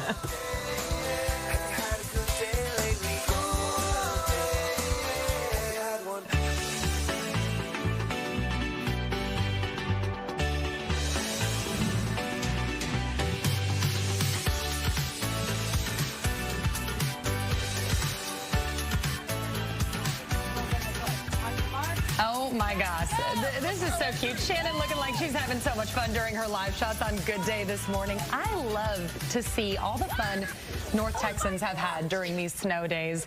Yeah, she was out there with some kids who were sledding. It looks like she just kind of kept going and going and going. That is hilarious. She didn't make it first on the hill, but she did have some fun. It's like all winter in a day. Yes. Everybody's got to get it in while they can. TC Muzinga, Peyton May, Shannon Murray have been out all morning reporting on the conditions. So we're going to have a little fun. Hey, guys. Hey, all of our 10 friends for the day. We love for it. sure. We got a whole gang today. So we're going to see who can build the better snowman. You've got 1 minute and 30 seconds to do it while you guys are on the cold building. Can we get a thumbs up from everybody just to make sure you guys can hear us and that you're ready to go? She's oh yeah. Okay. In the meantime, we're gonna be back here hanging out. Okay. On your marks, get set, go. Oh, we're going for it. Oh, we're going right now. Straight in. Here we go. Okay, well, while they're doing that, let's make some snowflakes. Okay, What do you say? I'll narrate. You do the snowflakes. So Shannon getting off to a good start here. Ticia, I feel like really kind of okay. Here we go. Shannon using the table method here. TC already stacking. She's already on layer number 2. Now, our producer said that they could... what does Shannon have there? Is that a shovel? Bring different accessories. Our producer said they could bring different accessories, but they had to pack the snow in real time. So look at that. TC already with the arms, and what is that, a scarf? Bungee cord scarf. Lower left-hand corner of your screen. That's looking pretty good. Looking pretty good. How far in are we? What are we, about... We got 45. All right. Peyton May, you gotta pick up the pace there, Peyton. Peyton's taking her time. Look at that. Ticia came prepared. She is here. 30 seconds left, you guys. 30 seconds left. Oh, okay, we got one eye. We got one eye. What is she carrying around a box of buttons over there? They're slowly. Wait a minute. 15 seconds, you guys. All right, should we count them down from 10? Okay. Get ready? 10, 9, 8, 7, 6, 5, 4, 3, 2, 1. Time's up, ladies. Okay. Time's up. Okay. Let's visit you. Let's start with TC Muzinga, who really took an early lead here and came prepared. What was your strategy here? Honey, this is what I do. I've always been prepared. I don't play. You know I'm very competitive. I was not going to lose this. Look at my boy. I should name him. We're matching too. Are those buttons or pom-poms? What did you use for your accessories? I don't know. I stole this from our photographers. What is this, Moody? This is like, I don't even know. Lavalier covers, mic covers. Okay, they're mic covers. They're mic covers. Good job. Yeah. Good job. And the bungee cord. These are Christmas lights, maybe? I mean, you took an early lead. You took an early lead. So I would say. And can I say, I'm very impressed, Ticia. You did it with no gloves on. So bonus points for effort out there. Okay, let's go over to Shannon next. Shannon, I can see you brought some stuff along with you. What was that, a shovel in your hand? What did you she's not. It was an ice scraper. You know, I also had some assistance from Kevin Bell, my photojournalist who I'm working with today, and he had a little ice scraper to try and get some snow off of this table. It was stuck to the table. But you know what? This isn't a fair competition. You guys have the Texas girl competing against the Midwest girls. We got, you know, Ticia and Peyton, who are both from the Midwest. This is not fair. I had high hopes for this little guy, and he is really creepy. These are supposed to be eyes, and then that's his little acorn hat. Well, you know what? It didn't really come out as I imagined. If we were having like a snow volcano competition, I feel like you really would have taken the lead here. I do like that you used the resources around you. I do, felt like that was very scrappy of you, and I respect it. I was up here scrounging like a little squirrel trying to find nuts and berries in the woods. I'm going to say Ticia is still in the lead. I think Ticia is still in the lead. All right, Peyton May, she's our newest addition to the staff. Let's see how she did.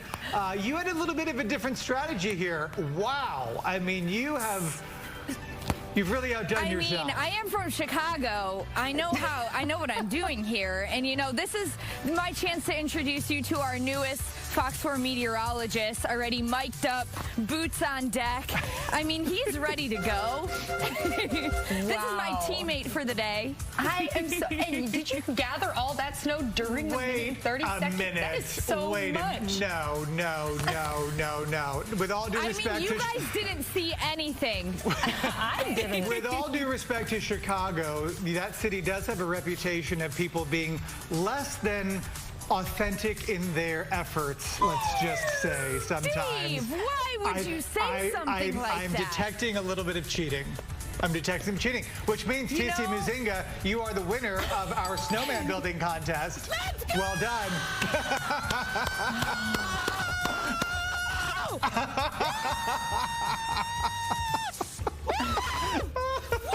Oh, we even got a cartwheel. I'm very impressed. Peyton, Shannon, you both did a great job. We thank you all for playing along. Well, you know, and I'll say this for the viewers at home, the same spirit of competition which these ladies have gone to this competition is what they bring to work every single day. So this is the other side of the same coin here. Well done, Ticia. Well done. Thank you guys all. Okay, go get inside and go get warm somewhere. We appreciate you. Oh gosh. All right, in case we haven't mentioned, welcome to the 10, everybody. It is Friday, January 10th. You know, I think that people have been kind of cooped up for a few days here. Yeah.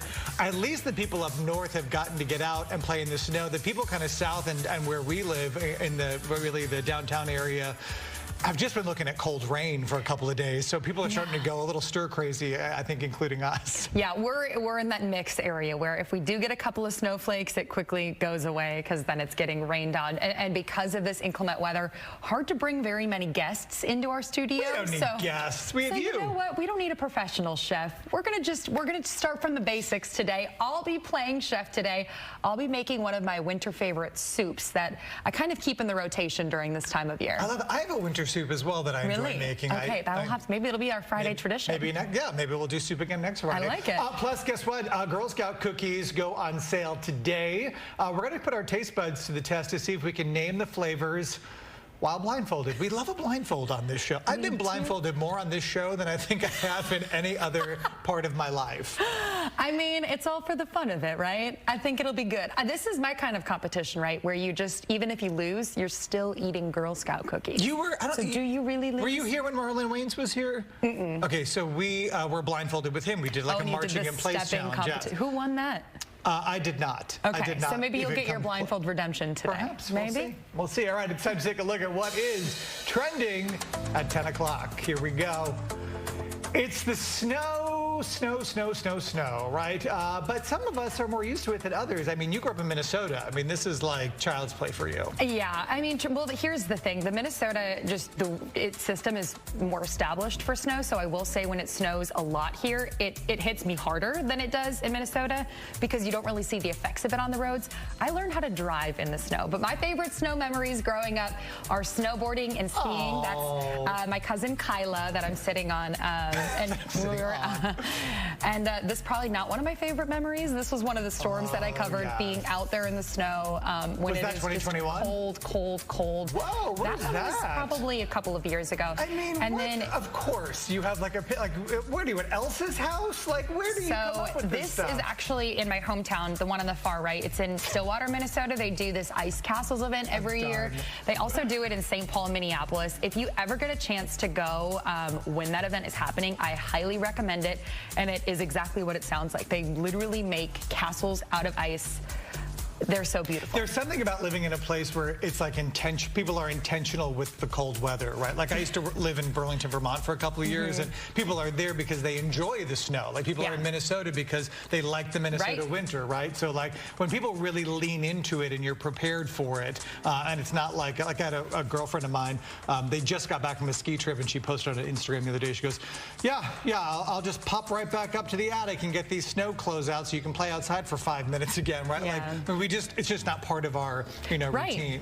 I mean, that's understandable. I did think it was funny seeing everybody enjoying the snow yesterday, and so many Texans, obviously, we don't have snow sleds, but a lot of people have pool tubes. So many people were using those to go tubing, and I thought that was just very resourceful of them. Well, I mean, I did not have an ice castle as a child, but I did have a sister, and my grandfather had a dog. So, I mean, there we go. Look at that. That's I miss that scarf. That is a nice scarf. Leave it to Steve.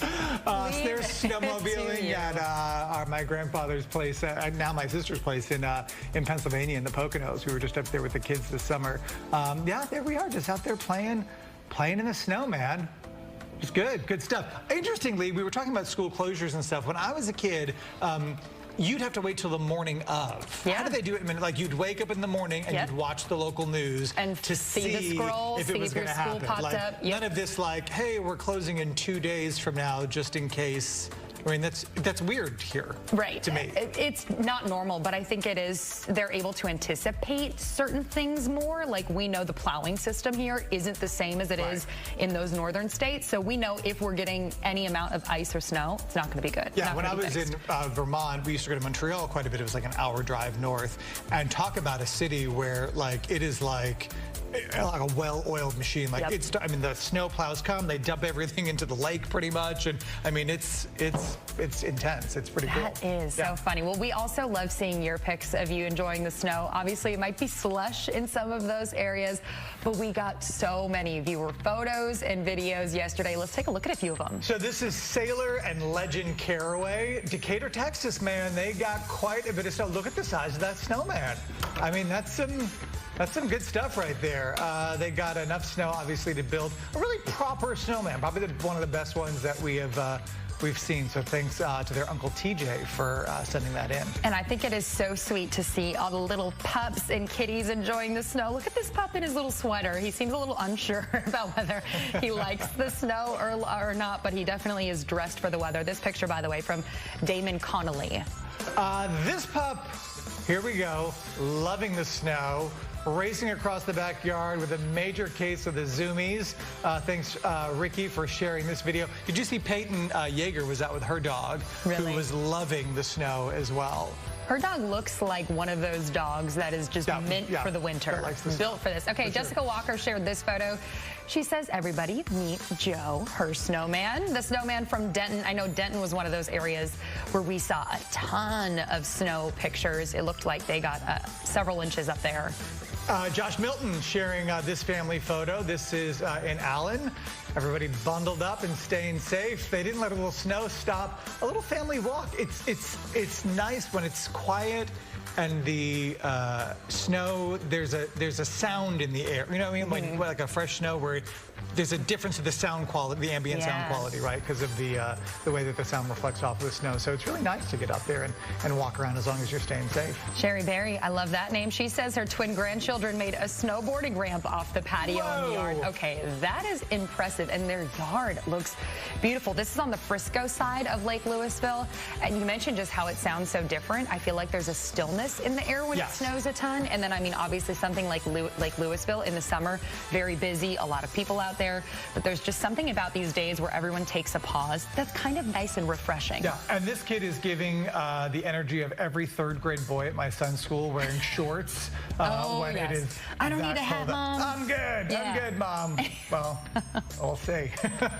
Thanks so much for sending in your viewer photos. We really do love to see them. Keep them coming. Of course, our question of the day today, we want to know, what is your favorite snow day activity?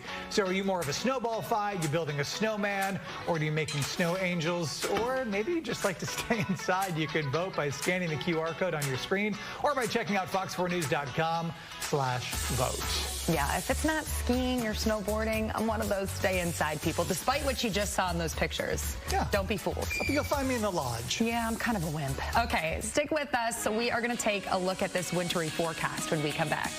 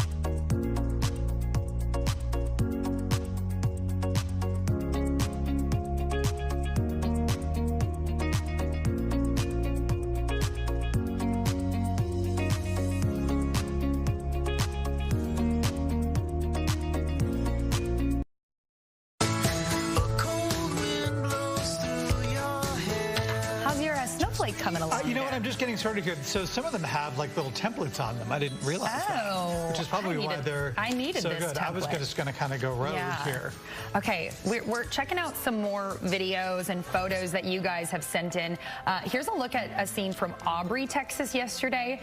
This video was going to be was taken by Marisol Rodriguez. Yeah, just looks really peaceful, really still. I think everyone's just kind of mellowing out. And honestly, as long as this stays like a safe weather situation, it's kind of nice that this butted up to the weekend. This kind of turned out to be just like a long weekend for everybody. Yeah, you know, I mean, I think that there are other people who were like, didn't my kids just have 2 weeks off of school, and aren't they going to be off for MLK in another week? Allie Turiano, please tell us this is almost over. Yeah, it is. And a long weekend for who? I'll tell you, it's not a long weekend for us in the weather department for sure. Yeah, a lot of this precipitation is coming to an end. I've got a couple of pictures that I just have to show. My guys lost last night. It was a devastating loss for me as a Penn Stater, but we got to hook them. I saw this shot from Billy Jack, and I just had to show you all. I mean, it's going to be a great game tonight. and I'm really not a fan of the Buckeyes, so you know who I'm rooting for. And then check out this one, Hoof Deep, yeah, in Valley View. So those higher totals, as expected, were just north of Dallas and Fort Worth, and around DFW and points southward, a lot of it stayed liquid. Temperatures hovered around 33, 34 at times, and while even though we did have some snow, a lot of it melted because we saw that changeover back to rain and sleet. So those higher totals were definitely closer to the Red River, more than 6 inches of snow there, in that 3 to 6 range around Denton and Collin counties. And then look how quickly this goes from significant snowfall to not a whole lot into southern parts of Dallas and Tarrant counties. And of course, as you made your way south, not any at all, and that was all liquid. So here's the deal. We still have a little bit out there.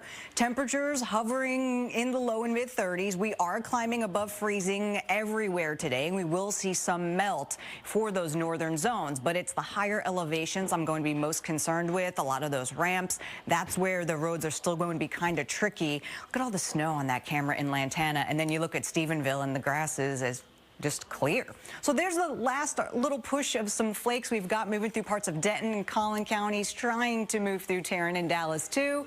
Pretty uniform temperatures across the board. Still very thick cloud cover around. I do expect late this afternoon we'll get some breaks, especially in our western zones. So the flakes are flying, nothing too wild here. This will continue to dry out and head generally eastward over the next hour or two. Afternoon, I expect no flurries and just those drier conditions. Still a lot of wet roadways, but our temperatures are climbing back at least into the mid 30s, a few spots upper 30s, got us at 37 this afternoon.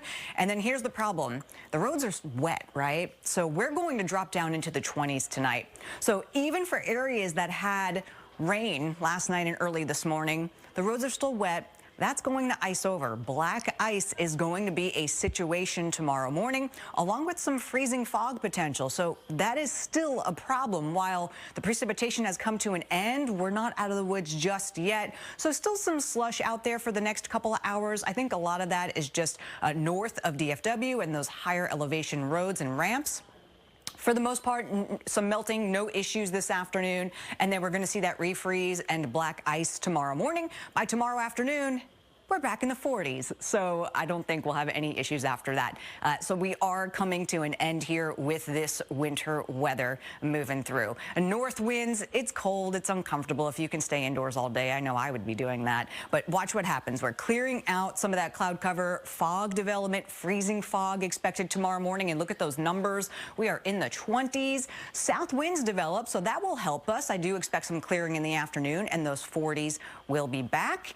And then we're looking at another chilly night Sunday, but we're going in the right direction. You're going to start to see numbers really going up here over the next few days. We have a weak front that moves through Sunday, but all it's going to do is keep the cooler air around for just a little while longer. I actually expect a really nice warm-up going into next week. I want to show the 7-day forecast.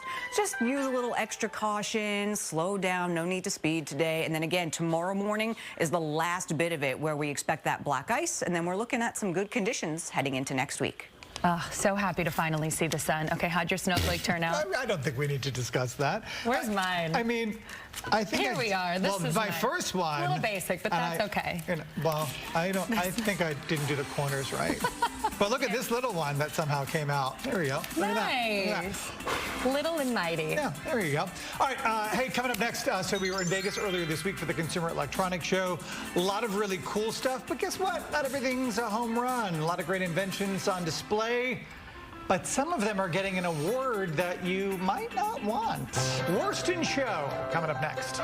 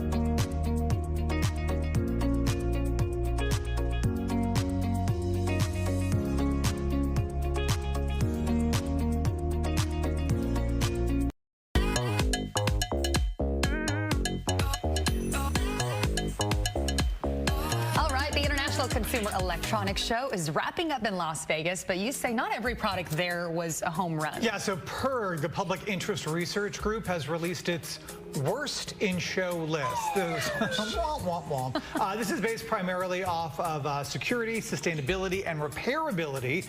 Their judges are from industry experts like Consumer Reports, who look at items from this year's show. So here are the losers for this kind of anti-award in no particular order. First up, least repairable. This is the Ultra-Human Rare Luxury Smart Ring. So really beautiful. It is $2,200. It does all of the cool things that a smart ring does. It's made from 18 karat gold, but here's the problem. The battery only lasts 500 charges, and replacing the battery is impossible without destroying the device entirely. Essentially, the $2,200 ring will last you about 2 years. Yikes. Yeah. Not worth the expense, for sure. Okay, next up in the least private category, this is interesting. The Bosch Rebel Smart Crib. The issue, according to PERG, it collects excessive data about babies via a camera, microphone, and even a radar sensor. Parents expect safety and comfort, not surveillance and privacy risks, say the judge. Essentially, there is so much data from these things that it causes unnecessary worry for parents. For example, it will even alert you when your baby poops. Information which you should probably be able to decipher on your own. Yeah, and I think that, like, I know we had this kind of, like, you know, we wanted so much information about our boys and our babies, and it is a little overkill. There is such thing as just an overwhelming amount of even gadgets with all the baby stuff too. Yeah. There are so many things these days. All right, the award for least sustainable goes to SoundHound AI's in-car commerce system powered by its automotive AI. So AI was everywhere at CES 2025, but the judge in this category says SoundHound's AI in-car system pushes it really to unnecessary extremes. The feature-heavy platform increases energy consumption. It distracts drivers, all while adding very little actual value. For example, it will make suggestions for takeout food as you're driving, which they say pushes the use of wasteful single-use takeout containers. Yeah, no bueno. I do like food suggestions, though. I do. You know what? That's probably the function that I use the most often on my phone is like pizza near me, and then like it'll tell you something like that. Yeah. Okay, in the category of least secure, the TP-Link Archer BE900 router. So while TP-Link is a top router brand in the U.S., its products are very vulnerable to hackers. So here's why. This is interesting. So by Chinese law, TP-Link must report any security flaws that they have in their system to the Chinese government before they alert the public, which essentially tells the Chinese government where they're vulnerable and how they could hack them if they kind of needed to. So it creates a significant national security risk, particularly when it comes to China's state-sponsored hacking campaigns. And finally, in the Who Asked for This category, the winner is Samsung Bespoke AI Washing Machines. Now, Samsung's latest AI-powered washing machine comes with features that the judges say nobody needs, like the ability to make phone calls. These add-ons only make the appliance more expensive, more fragile, and harder to repair. Now, they sent us video of their bespoke fridges, which do many similar things, the judges, that is. They say all of this high-tech makes for appliances which are more fragile, they need more repairs, and encourage you to buy appliances which are as dumb as possible. Think about it. Like, my parents have a refrigerator in their basement from, I don't know, the 1970s, and it still works just fine. I don't even think it makes ice. And I feel like those older appliances are like more durable. Yes, for sure.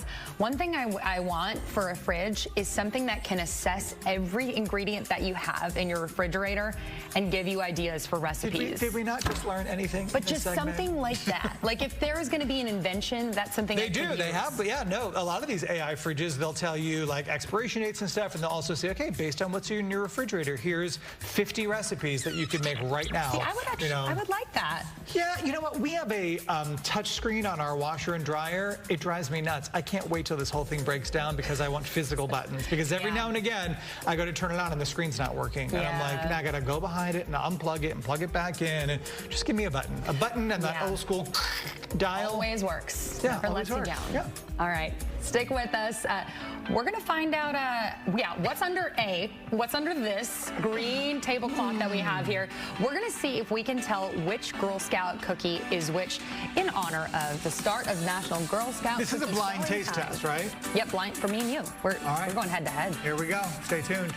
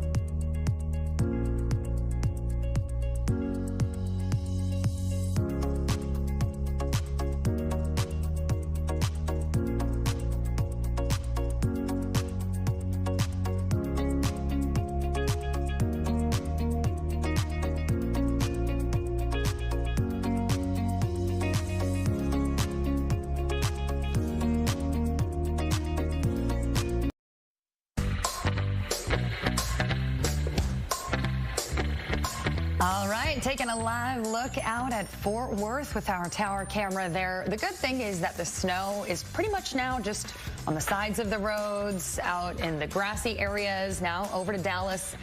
Kind of foggy, gloomy conditions there. But yeah, roadways seem to be clear, and everybody on the road we've been seeing has been moving along pretty well, which I'm happy to see. Taking a look at North Dallas right now, you can see not many people out on the roads, which is probably the best idea right now, especially for those elevated highways. But conditions probably better than people had expected. Over at the big airport, there definitely are some delays and cancellations, so you want to check your flight schedule before you head out there.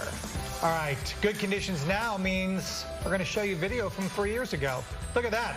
Boom, right onto the window. Well done. Can we get the overhead shot of Raul? He's very proud of himself. Throwing a snowball at me, essentially, in the car. Man, we were talking about being snowed in. That was during the deep freeze of 2021. All right. That's got to be some photojournalist therapy right there. Raul deserves a snowball at you every, 2 years. Maybe a year. We can make it like an annual tradition. Every 6 months, let's be honest. All right, this guy definitely had a little bit of fun in the snow. This video posted to Instagram. I mean, it doesn't get more Texas than this, folks. Yeehaw. Yeah, he says he was taking Texas winter by the horns. Again, with the shorts. I know he's not wearing shorts, but no shirt here. Ooh. Yeah, he also attempted to snowboard down that hill. Behind the truck. You name it. The cowboy hat was a nice touch, I have to say. The cowboy hat and the Texas flag shorts. Yeah, if you're going to go in with it, then full commit. Oh, that is You know that was painful, though, after you go back inside after jumping into the pool. Oh. All right. Man, oh man. Now, this isn't Texas, but take a look at this. This man found a creative way to prevent anyone from slipping on the steps. I love this. This was on Lad Bible yesterday. This dad put a tarp over his front steps to keep the stairs ice-free. let the snow fall over the tarp, and then boom, remove the tarp. You know what's so funny? When I saw this, I immediately thought Steve would appreciate I this. did. I sent the video in. No, I did. Wait, you sent it. I was like, how did I?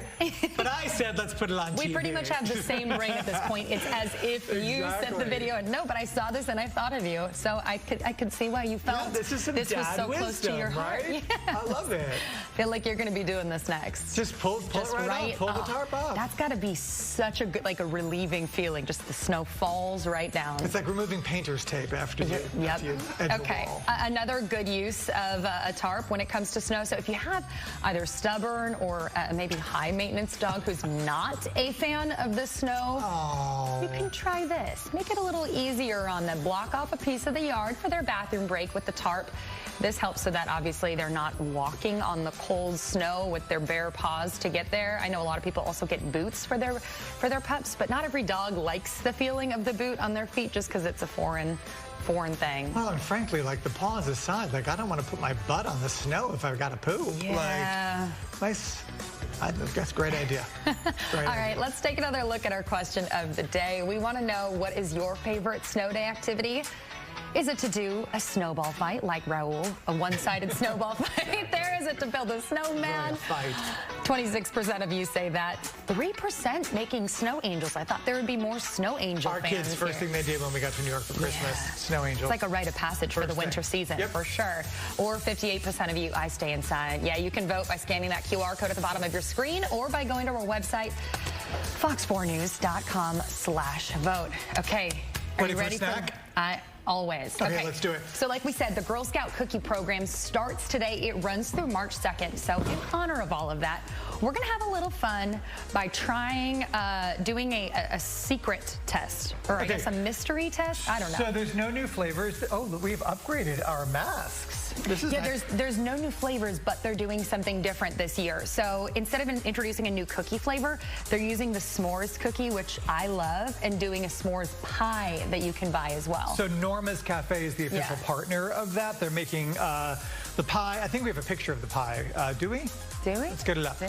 Yes. There's a there percent. it is. There we go. So first of all, have you been to Norma's? Their pies I don't think I have, but I love they're like pie. a foot tall. They're so delicious. Percentage of the pie sales will go to the Girl Scouts of Northeast Texas. Of course, the Girl Scout cookies and the sales teach the girls about goal setting, decision making, money management, people skills, business ethics. It does not in any way teach these girls, though, about what time of year people start their New Year's diet resolutions because they choose to do this every year in January. But you know, I'm not here to judge.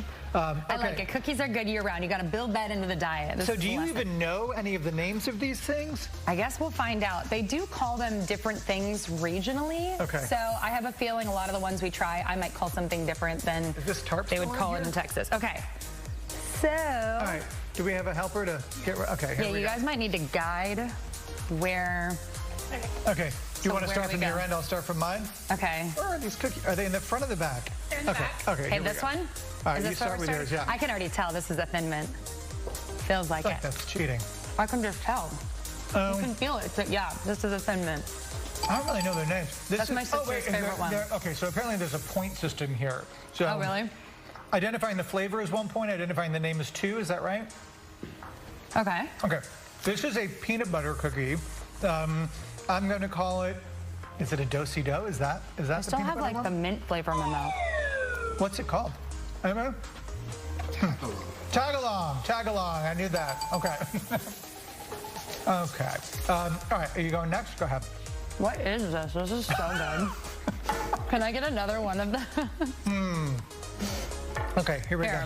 What flavor profile? Okay. There's chocolate, and I think there's a drizzle on it. Oh, is there coconut on it? No, this is not a Samoa. What? Listen to you. What is it? Can you go next? I'm gonna think about those. Now, this is my flavor profile here because it's very plain. I'm gonna say it's a Linzer tart, but or a what are those things? What are those cookies called from my childhood that were plain? Okay, but what is this one? The Girl Scouts it's like just like a butter cookie. Well, they tell me the answer. It's trefoil. Trefoil? Trefoil, the shortbread? Oh, shortbread. That's what word I was looking for. That one's so good. Lorna Doone from my childhood. What is this? Which cookie are you eating? This one. Can you hand me one? I'll tell you what it is. Okay, so it's chocolatey, there's a shortbread, and then there's chocolatey on top. Oh, that's good. Yeah, it's not the Adventureful because it's not a brownie. Okay. Were you a Girl Scout? Yeah. Oh, well, there's an unfair advantage here. I was only a Girl Scout for like a year. I just was eating the cookies. Okay, I'm going gonna get back to that one. Samoa. Can I get to the next one? 2 points for me. Yeah. Okay. Peanut butter sandwich.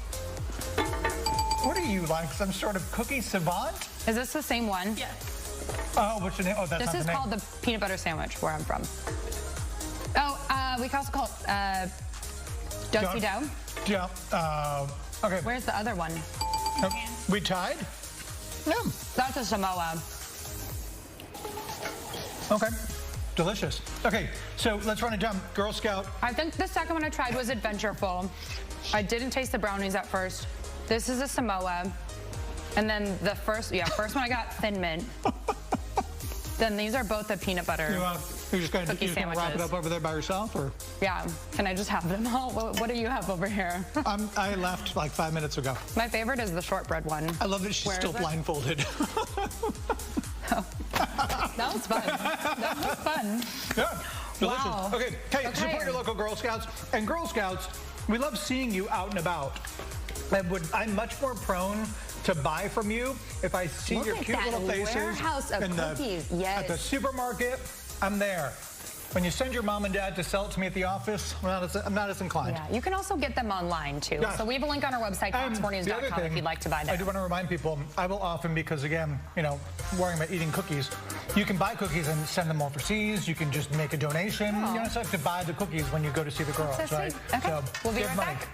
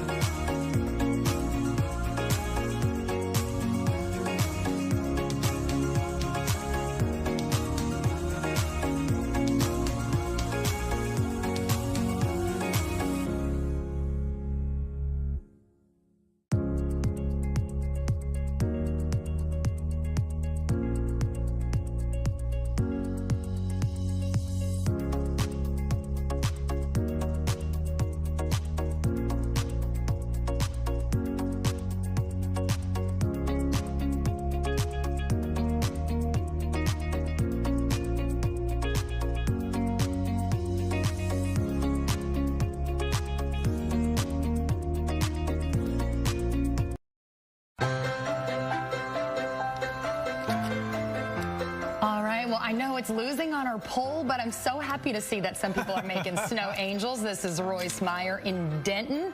His dog is like, what are you doing? Why are you wanting to lay down in this frozen stuff? But that is so cute.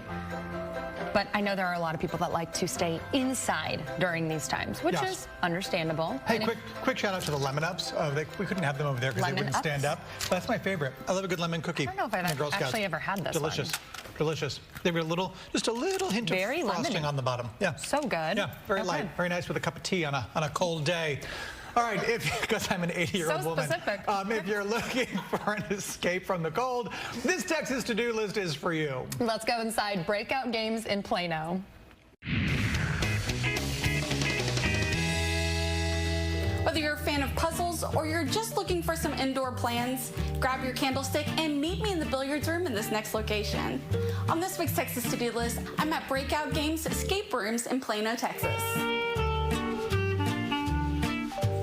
Breakout Escape Rooms is a 1-hour interactive experience where you are solving a series of puzzles and clues, your goal being solve everything in order to escape within a 1-hour time limit. You can find locations in both Plano and Arlington. However, games that are available at one Breakout may not be at the other. At our Plano location, we have 5 different rooms to select from, and that includes our new Wild West and our Clue room, the board game from Hasbro.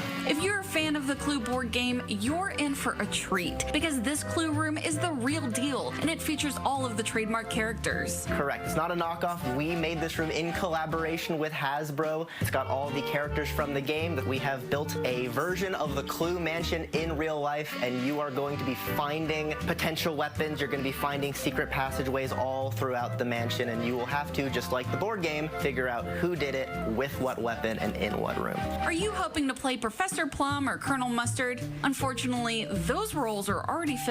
You do not play the role of one of the characters. The characters are in the mansion at the same time you are, just not in the rooms that you're in. You are going undercover as the kitchen staff.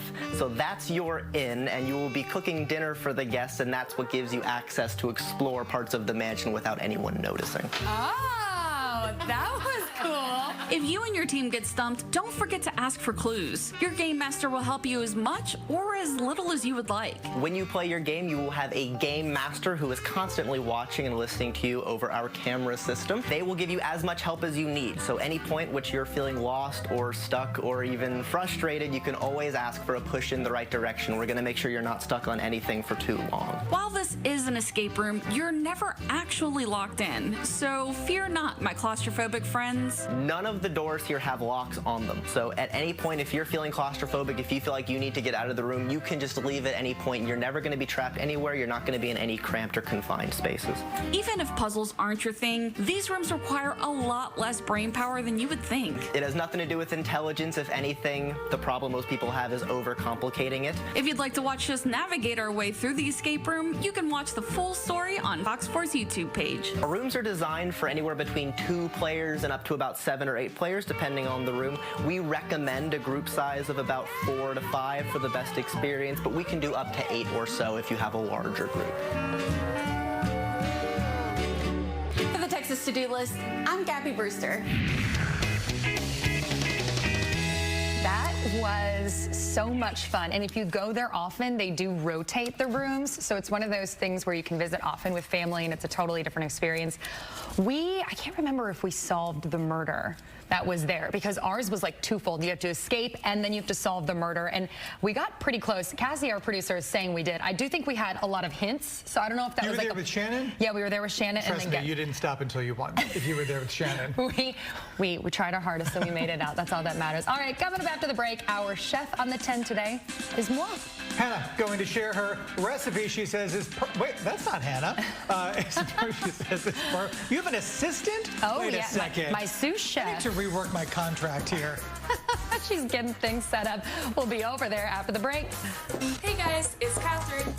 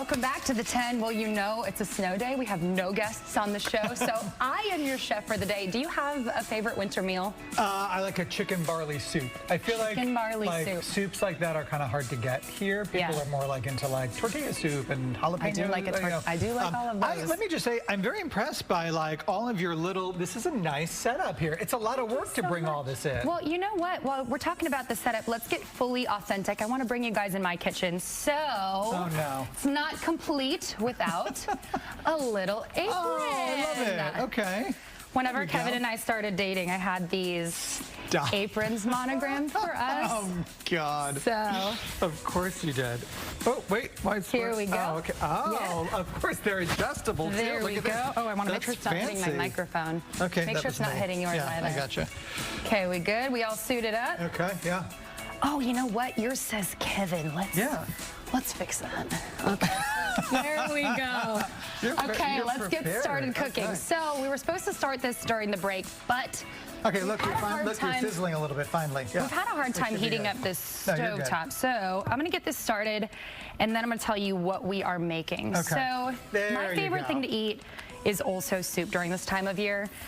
This is a chicken lemon orzo soup. Okay, so, I love orzo. Yes, me too. I'm gonna be honest, I don't do a lot of like, let's figure out this recipe on my own thing. I'm a big fan of looking up recipes on the internet and taking from creators. So this recipe is from Carissa Stanton. Her Instagram handle is Rock Your Body. I will tag it on my pages.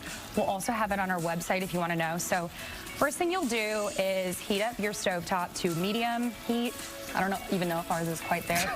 You'll want to get a sear on the chicken. Okay. 2 minutes each side. We have 5 minutes total for this segment, so we're going to speed it up a lot. Let's pretend like I see an onion and a knife. Should I be doing something? Let's start dicing this onion. Okay. So I'll let you take care of that. And what we'll do is chicken first. Once that's seared, swap the chicken out with the veggies, throw all of the veggies in, and then we'll incorporate the broth.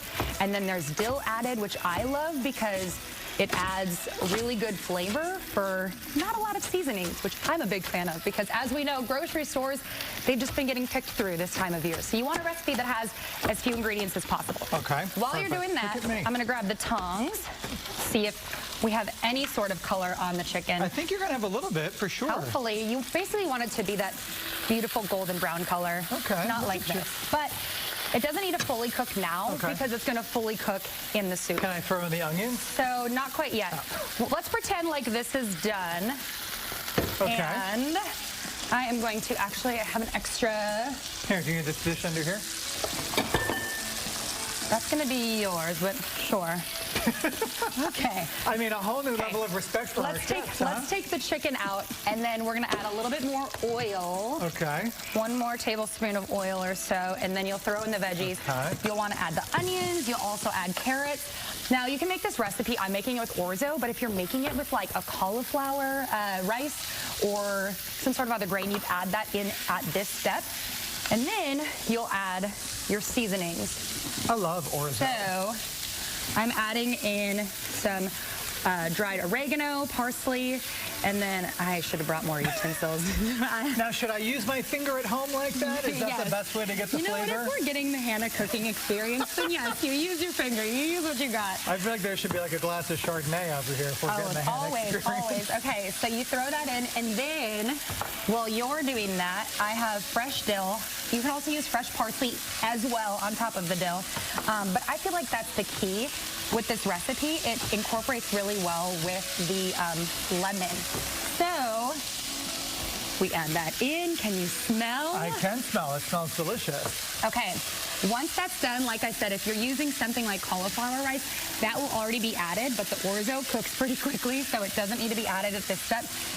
Wait, do you put orzo right in your pan? You're not boiling it separately or what? Nope, I add it into the soup. It cooks in the soup, and that's because we want it to absorb the chicken flavor. broth. Gotcha. So we will add this in. How are we doing on time? We gotta lower this heat a lot. 15 seconds. Oh no. Okay. Okay. We're gonna toss to break. We're gonna come back, and then I'm gonna have you sample some of the final product. Sound good? Sounds great. Great job. We killed it.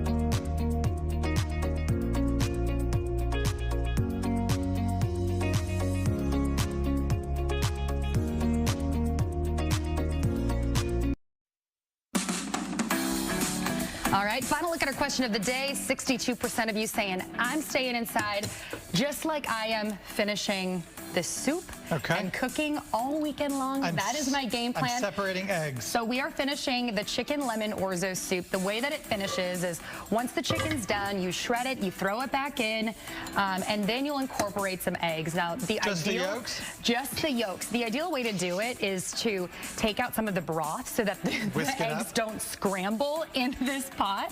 But thankfully, we've lowered the temperature enough in here so that that's not the case. And then once you're done, you'll scoop some of your favorite new soup. All right, I got 20 seconds to taste this soup. Add a little dill. Do you want a lemon squeeze or oil on top, or it's not needed? That's really delicious. And it passed the Steve Very Yellow good. test. Wow, I am honored. Again, website will be the website will have our recipe at fox4news.com. This is delicious. Go make it. Send me a picture if you do. We appreciate it. Have a safe and warm weekend, everybody. We'll see you back here on Monday. Bye. Freezing drizzle at this point, but now that snow is pushing up the I-85 corridor. It's getting to areas by Charlotte. Winter storm warnings all across the board right now. We're calling for at least 2 to 3 inches worth of snowfall before it finally is over, at least for those major metro areas, and then it moves on into the rest of the mid-Atlantic states later on tonight through tomorrow morning. But right here in Atlanta, North Georgia, into northern parts of South Carolina, North Carolina as well, we've got the winter storm warnings, and they're going to last through 7 a.m. tomorrow morning. The reason why is because we have got nothing but the freezing drizzle out here, you guys. So, yeah, this is the way it looks right now. This is historic Canton Street that I'm on. If you've ever been to Roswell, Georgia, beautiful little town, 2 to 3 inches worth of snow. So far, the roads just on the slushy side at this point. Getting here earlier this morning, though, it was a much different situation. The snow was fresh. It had just fallen. You had to follow the ruts in the roads to make sure you're getting to where you wanted to go. We had multiple reports of vehicle crashes on 75. 75 is that town, is the right by the intersection west side of town of Atlanta. That shut down part of 75 for a little bit of a stretch there. 285, we have seen that's the belt that goes all the way around Atlanta. That area right there, we call it the perimeter, that was closed down in some spots off to the west as well earlier today. Looks like things are starting to get back on track. 85 reports of crashes out there also. The connector just slipping and sliding all across the board. This is a snowstorm in Atlanta. The last big one we had where I'm standing right now was about 5 years ago. It was in February, right before the pandemic shut everything down. The snow shut everything down right here in Roswell with about 6 to 7 inches worth of snowfall. So we had that. That's the winter storm we're following. We've got winter storm warnings for just about 50 million people at this point, a little bit under that at this point. Winter weather advisories for an additional 46, 47 million people. We have millions of people that are affected with this winter weather, but we also have millions of people that have been affected by those California wildfires. All afternoon long, we're going to be following this also. Let's head out to Robert Ray, Fox Weathers. He's been out there. He's in Malibu.